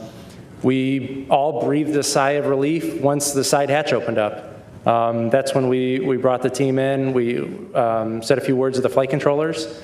And then we turned around to the families and waved to the families and gave them a thumbs up. And we all watched as a flight control team as each of the 4 astronauts got out of the spaceship and were hoisted up onto the helicopters. It was a great day. Okay, we'll take several questions from the phone now. The first one is from Micah Maidenberg with the Wall Street Journal. Hey, good evening. Question for Lori or Howard. I know it's very, very early here, but any initial thinking about the heat shield performance relative to Artemis 1? And could you walk through how the heat shield will be assessed in the coming weeks and months? Thanks so much. So I'll just start, and then I'll hand it over to Howard. How's that? So, you know, initially we gathered a lot of data already. Certainly you saw there were aircraft that were positioned in order to do some imagery and collect data. So we've got some of those data that can be analyzed in the coming days and weeks.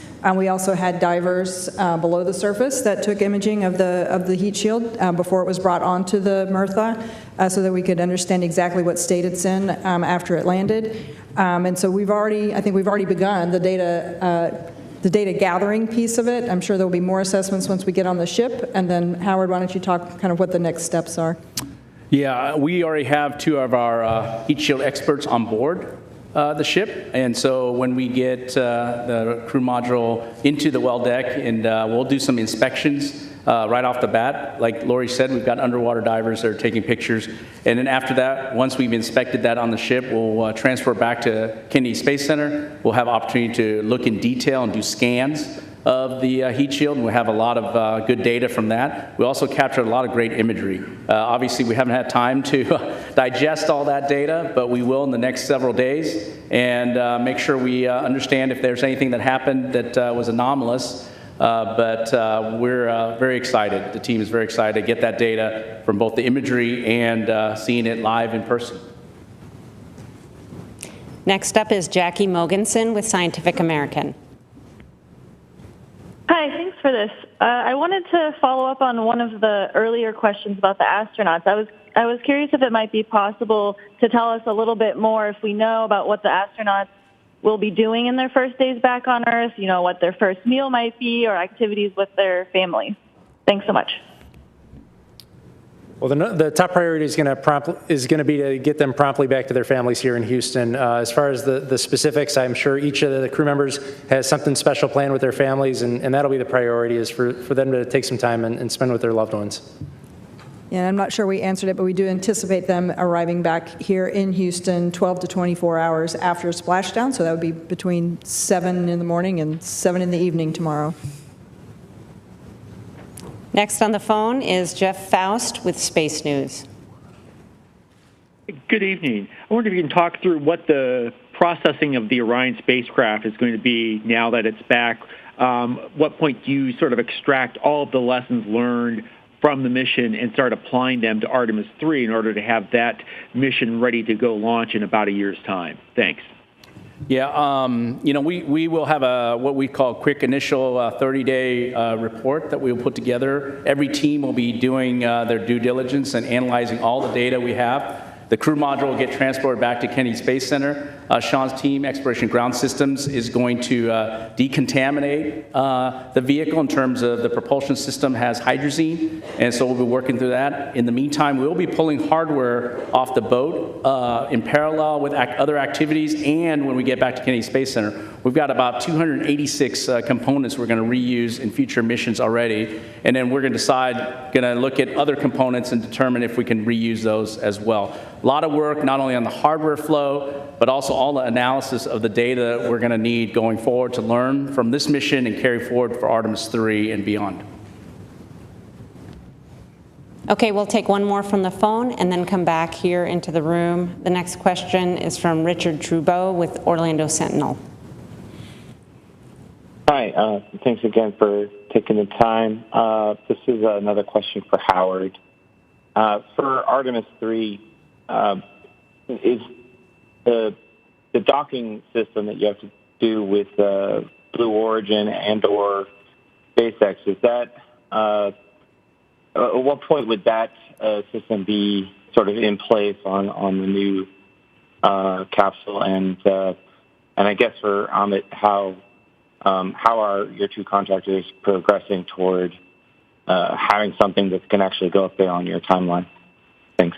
Okay, I'll start with our docking system. Our docking system is ready to go. It's already been qualified. We've already got the flight unit at Kennedy Space Center. Later this summer, we'll integrate it on top of the crew module.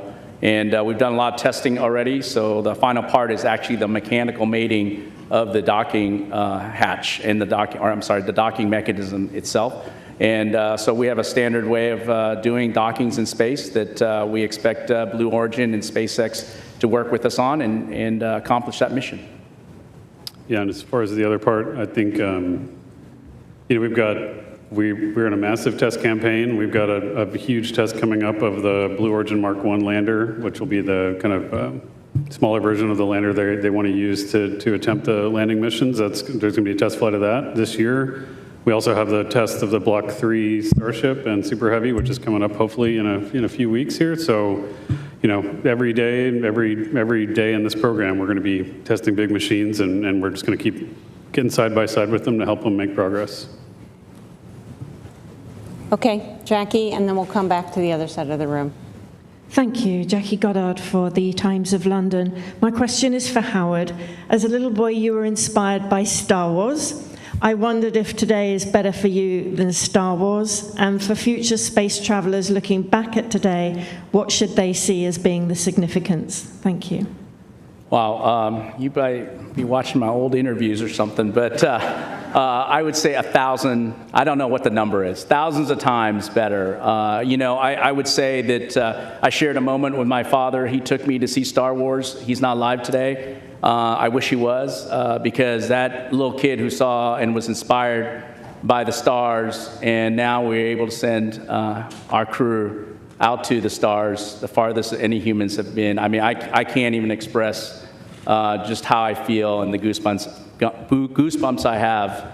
And I would say that for all the kids out there, I mean, just pursue the dreams. I can't say any better than the crews. I tell my kids also, pursue what you're passionate about. And my passion is a space program. My passion is NASA. And I was able to accomplish that today, and hopefully many more days going forward, but you have opportunity to do what you are passionate about. And hopefully those kids who are in love with human spaceflight, in love with going to the stars, will be inspired by us, especially by our crews, and come join NASA, come work for us. We got a lot of missions ahead. Okay, go ahead. Thank you. Ariel Multzatsos from Televisa Univision. The only mission until today that for which the communications blackout lasted 6 minutes was Apollo 13, if I am not mistaken. Today's lasted 6 minutes, around 6 minutes. Does that say anything about the design of the ship, or what is the reason behind that? And also, very quickly, can we see a Hispanic in one of the next missions of Artemis? Thank you very much. As far as the duration of the blackout, a lot of that, that's just dictated by the physics of the approach trajectory. You know, the Orion spacecraft, when you get enveloped by, plasma that's thousands of degrees, the radio frequency of the antennas just can't shoot through that. On the space shuttle, we were lucky we had the tail, and we had an antenna up on the tail, and it took us a while to figure that out, that was a way to keep calm. For Orion, it was 6 minutes, but it was predicted, and it played out exactly as we predicted, so that just gave us confidence that it was flying the way it was supposed to. Will. Hi, thank you. Will Robinson-Smith with Spaceflight Now, and congratulations again tonight. A question for Rick. The whole flight operations team has been exceedingly busy throughout the course of this mission, in preparation for this mission. I imagine there will be a little bit of breathing room now that the crew is back safely on Earth, but when do you kind of get the band back together to start prepping for Artemis 3, and will it be the same complement of flight directors that we saw for Artemis 2? Thank you. Well, you're right that the next mission is right around the corner, and we'll take the lessons learned from Artemis 2. We learned a bunch on how to fly people in space, both from a vehicle operations, but also from how to run a control room with a deep space mission. And when the time is right, we'll get back into flight-specific training. And we've got a core group of about 30 flight directors, and they're all extremely capable. And I think anybody who's assigned to that next mission is going to be as successful as the three of us, myself, Judd, and Jeff. Yes, we'll take you. Tom Clark with Sky News. Congratulations on a very successful mission. Amit, you spoke yesterday of there only being irrational fears. I wonder if you succumbed to any, and if so, what they were. But more after such a successful test flight, how much of a boost is this to NASA's confidence in its wider mission to stay on the moon? For the campaign, this is a huge step. For us to build confidence, not just in our understanding of how this machine performs, but just that this organization can rise to the standard of qualifying a vehicle like this for crewed flight. I think that's huge. It took a lot of discipline and a lot of changes between Artemis 1 and now to get there, and the team really rose to the equation. These folks here, they did a tremendous job of instilling the amount of discipline and rigor and belief in the qualification standards to make sure this is going to work.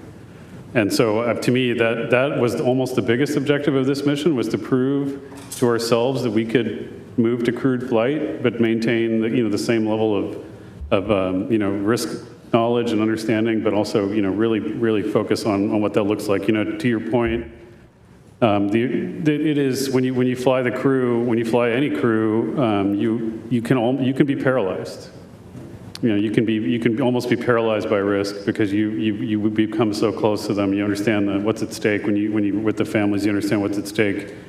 But the crew knows this, and we have to do it too. But organizationally, understand that what we do is we take calculated risks, and that it's going to take risks to explore.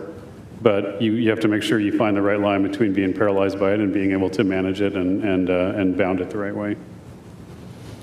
Okay, Andrea. And then after that, we'll come to Michael, and then take Cyril on the phone. Andrea Leinfelder of the Houston Chronicle. This question's for Rick.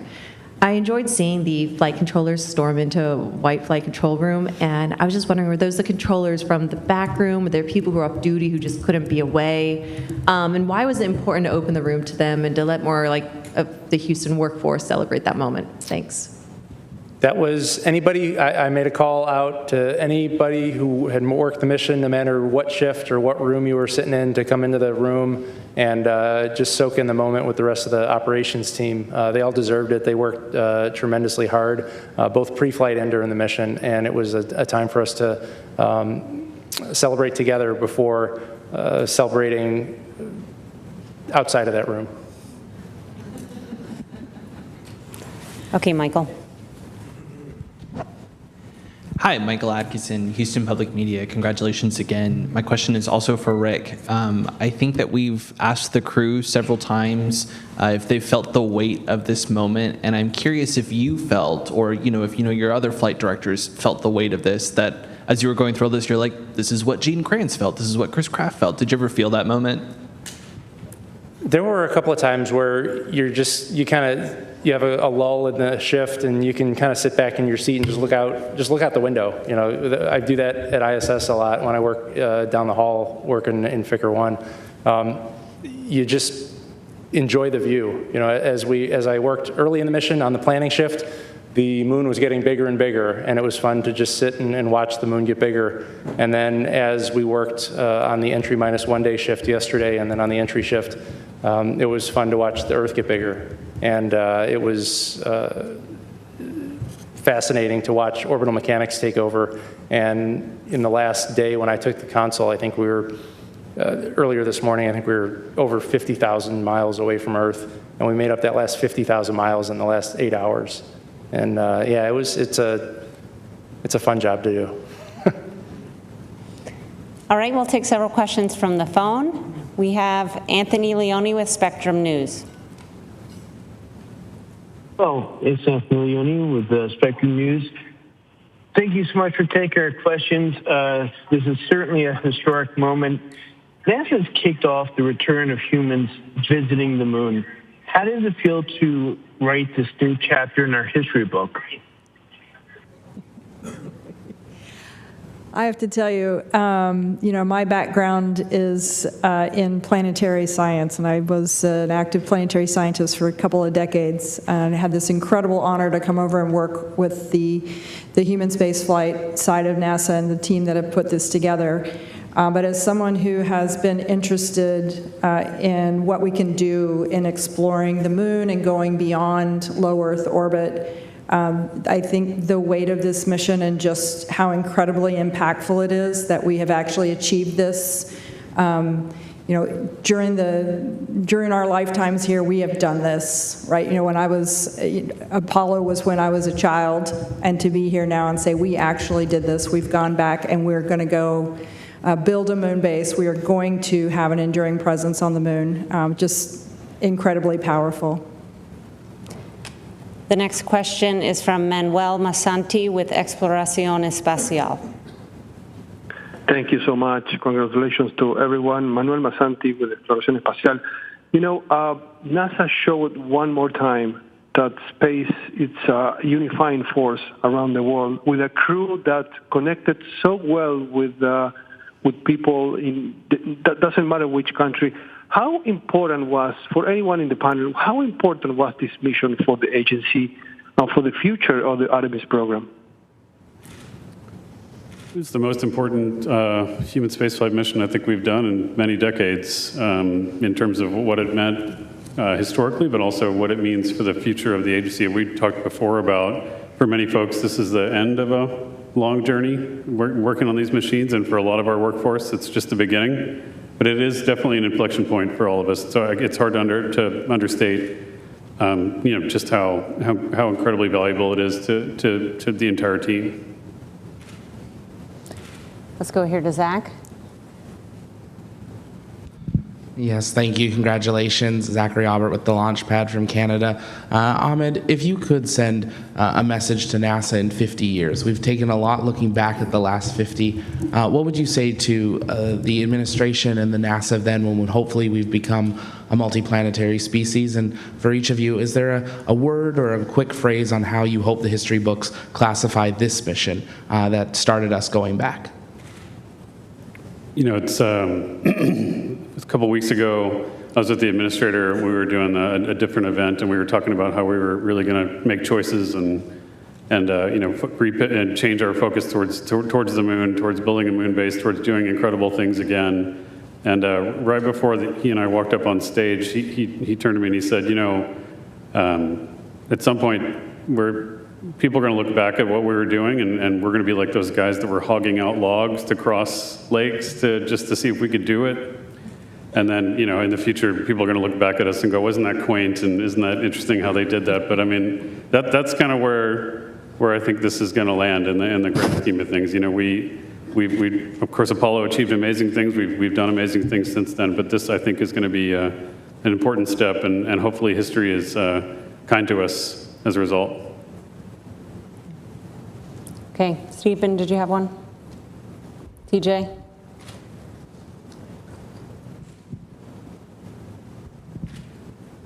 TJ Mosquero with the Epoch Times. Thank you all so much, and congratulations again. My question is about the two backups.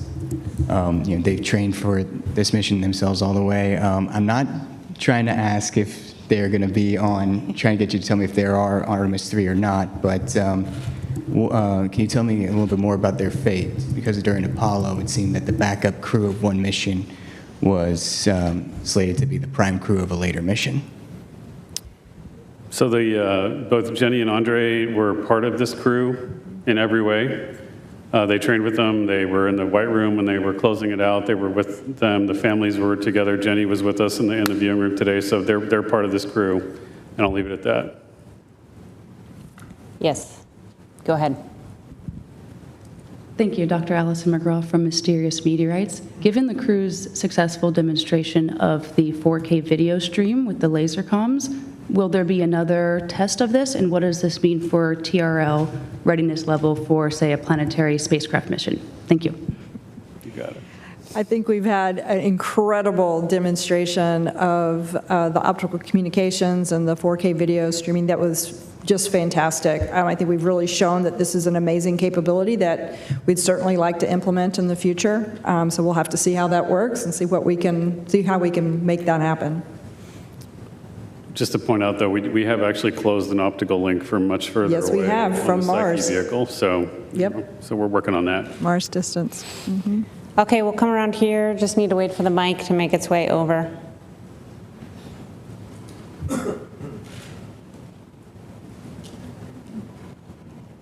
Hi, thank you again for doing this, and again, congrats on just such an amazing mission. Beverly Casillas for Space Scout here, and I just had a quick question. We've seen some really incredible imagery throughout the course of this mission. It's been great, to get that downlinked quickly with the laser comms. And I'm curious how much of that imagery that was taken during the mission on board has been downlinked, and how much of that still remains on the spacecraft to be recovered later. Thank you. I don't happen to know the official stats, but we can certainly follow up with you at a later date. I do know that Reed had made the comment that even though they sent back quite a bit, that the stuff they have with them is pretty amazing. So once we get it off the physical media on the vehicle, hopefully we'll be able to get it to you guys soon. Yeah, we'll get all those SD cards. We'll get them all downloaded. And of course, all of the imaging that was required on Monday, that was the science imaging, all of that will be made available through the planetary data system and archived. Okay, we'll take a few more from the phone. Next is Alejandro Turnbull with Space Scout. Hi, congratulations everyone on a fantastic mission. Question for Rick.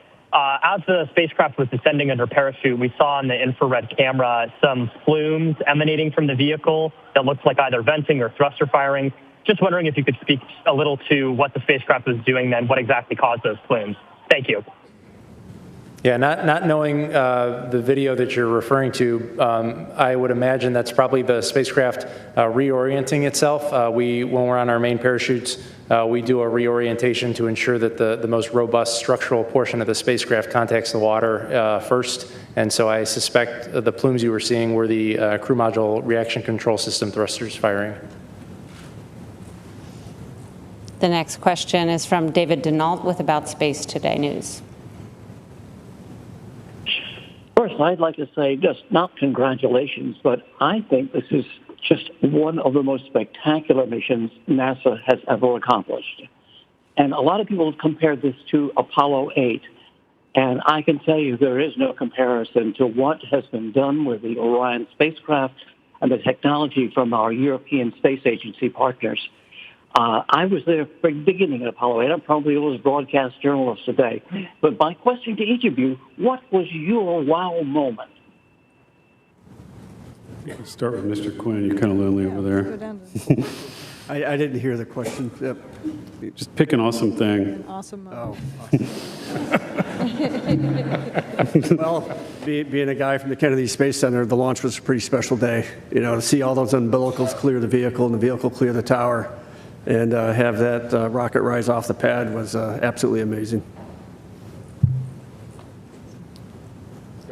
Yeah, man. All right. I know Victor always says touchdown, getting onto the water. You know, for me, the greatest moment was the parachutes, the main chutes deploying. I think seeing that, I was chanting "Go, go, go" by myself. Somebody shot a video of that. I think I was going crazy, but I just kept saying that as the drogues came out. But when the mains came out and they started slowly inflating, I mean, that was just a tremendous moment. You know, like I said, objective number one is get the crew home. And I know there's all kinds of things that can happen after that, but having those mains and getting the vehicle to 16 miles per hour from 24,600 miles per hour is pretty amazing. And getting those chutes down was a great moment. I'm going to vote for the naming of the two craters as my top moment.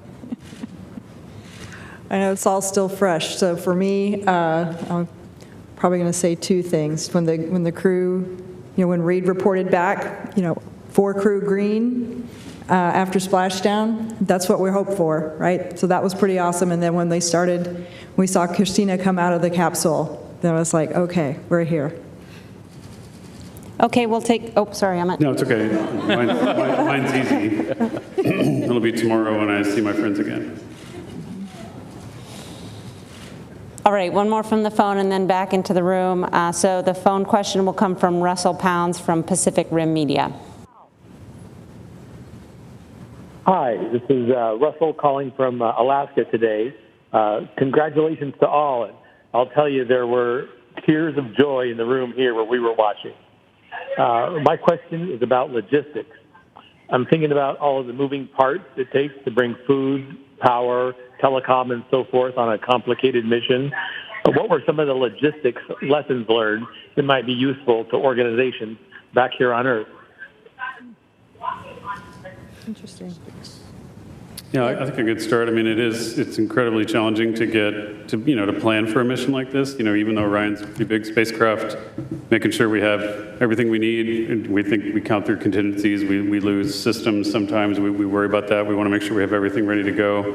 I will tell you, though, that, just having thought about this for a while, the logistics of flying a 10-day mission, even this far away, pales in comparison to the logistics of keeping crew on space station constantly going. So I would say that a lot of our logistics learnings have been derived from that. That's not just, consumables and water and gas, et cetera, but it's also thinking about the reliability of the systems and when they're going to fail. It's hard to predict sometimes, how to do that, sparing the machine and making sure we have everything pre-positioned in the event that we have failures. That comes from a lot of learning, both pre-flight and in-flight. And so, but in-space logistics is going to be a huge challenge for us going forward as we really contemplate a moon base, but hopefully we'll be able to feed forward, lessons from obviously this mission, but I think from Space Station Together as we build that moon base.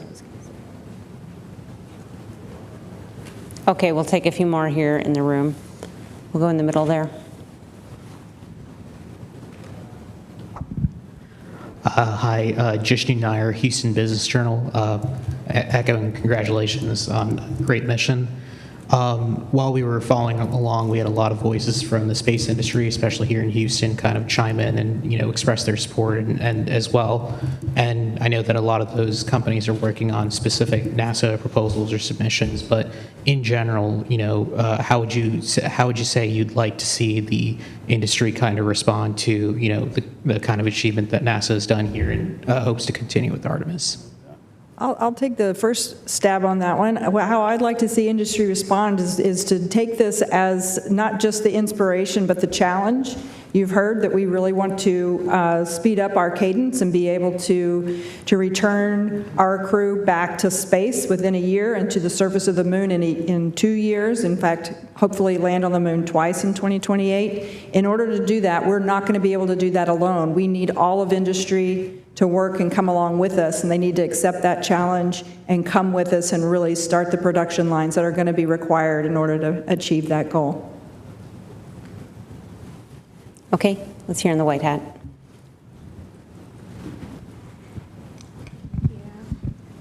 Hi, JJ Love with Tech Talk Media. I just have some words of recognition for you all and the entire Artemis team.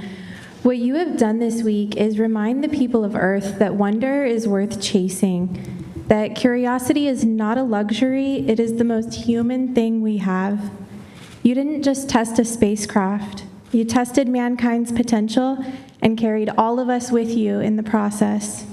Every kid who looked up at the moon this week did it differently because of you. People who needed something to believe in found it in that splashdown tonight.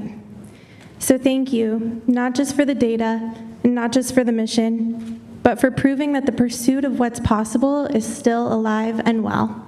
We are so grateful.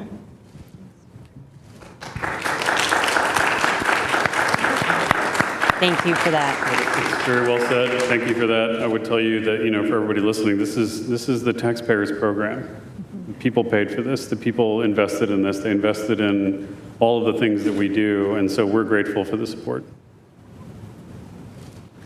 Okay, we'll take a couple more questions, and then we'll go ahead and wrap. We have one here, and then further back. Hello, congrats. Emily Martin from Saturday's Best Friends. Reed Wiseman addressed a shout out to the ESM right after it separated from Orion, saying that it powered their journey on the moon with perfection. I was wondering what comments you might have on the performances of the ESM and on the future of that collaboration with Europe. Yeah, I would say that the European Service Module in general performed as expected. I know we learned a little bit about the pressurization system, and we'll work on that. But overall, really great part of our spacecraft. Really appreciate our European partnership.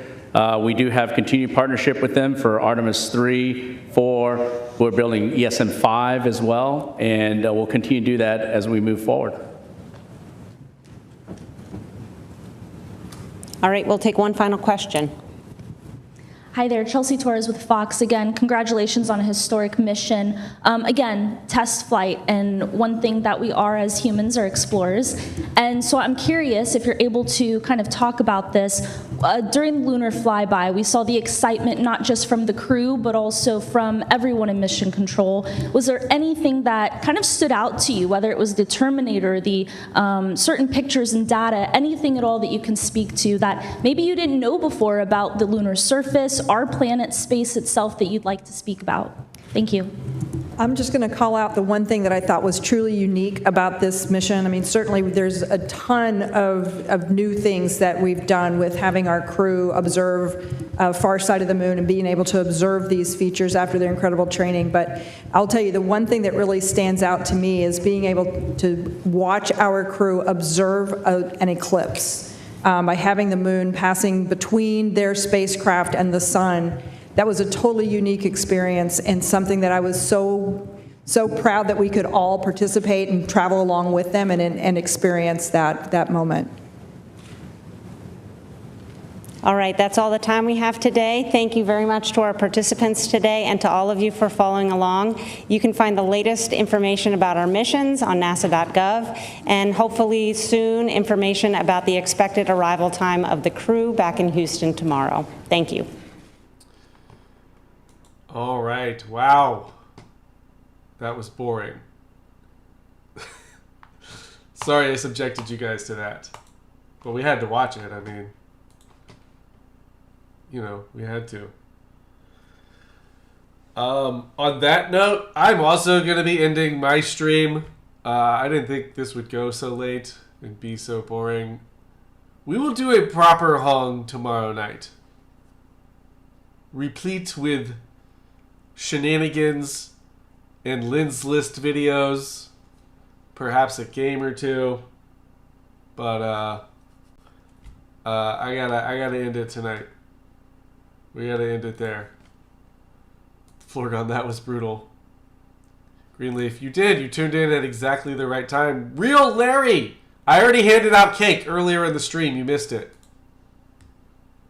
You missed the cake. It was really good. Everyone got a piece. Everyone's talking about how great it was. People love it. People love my cake.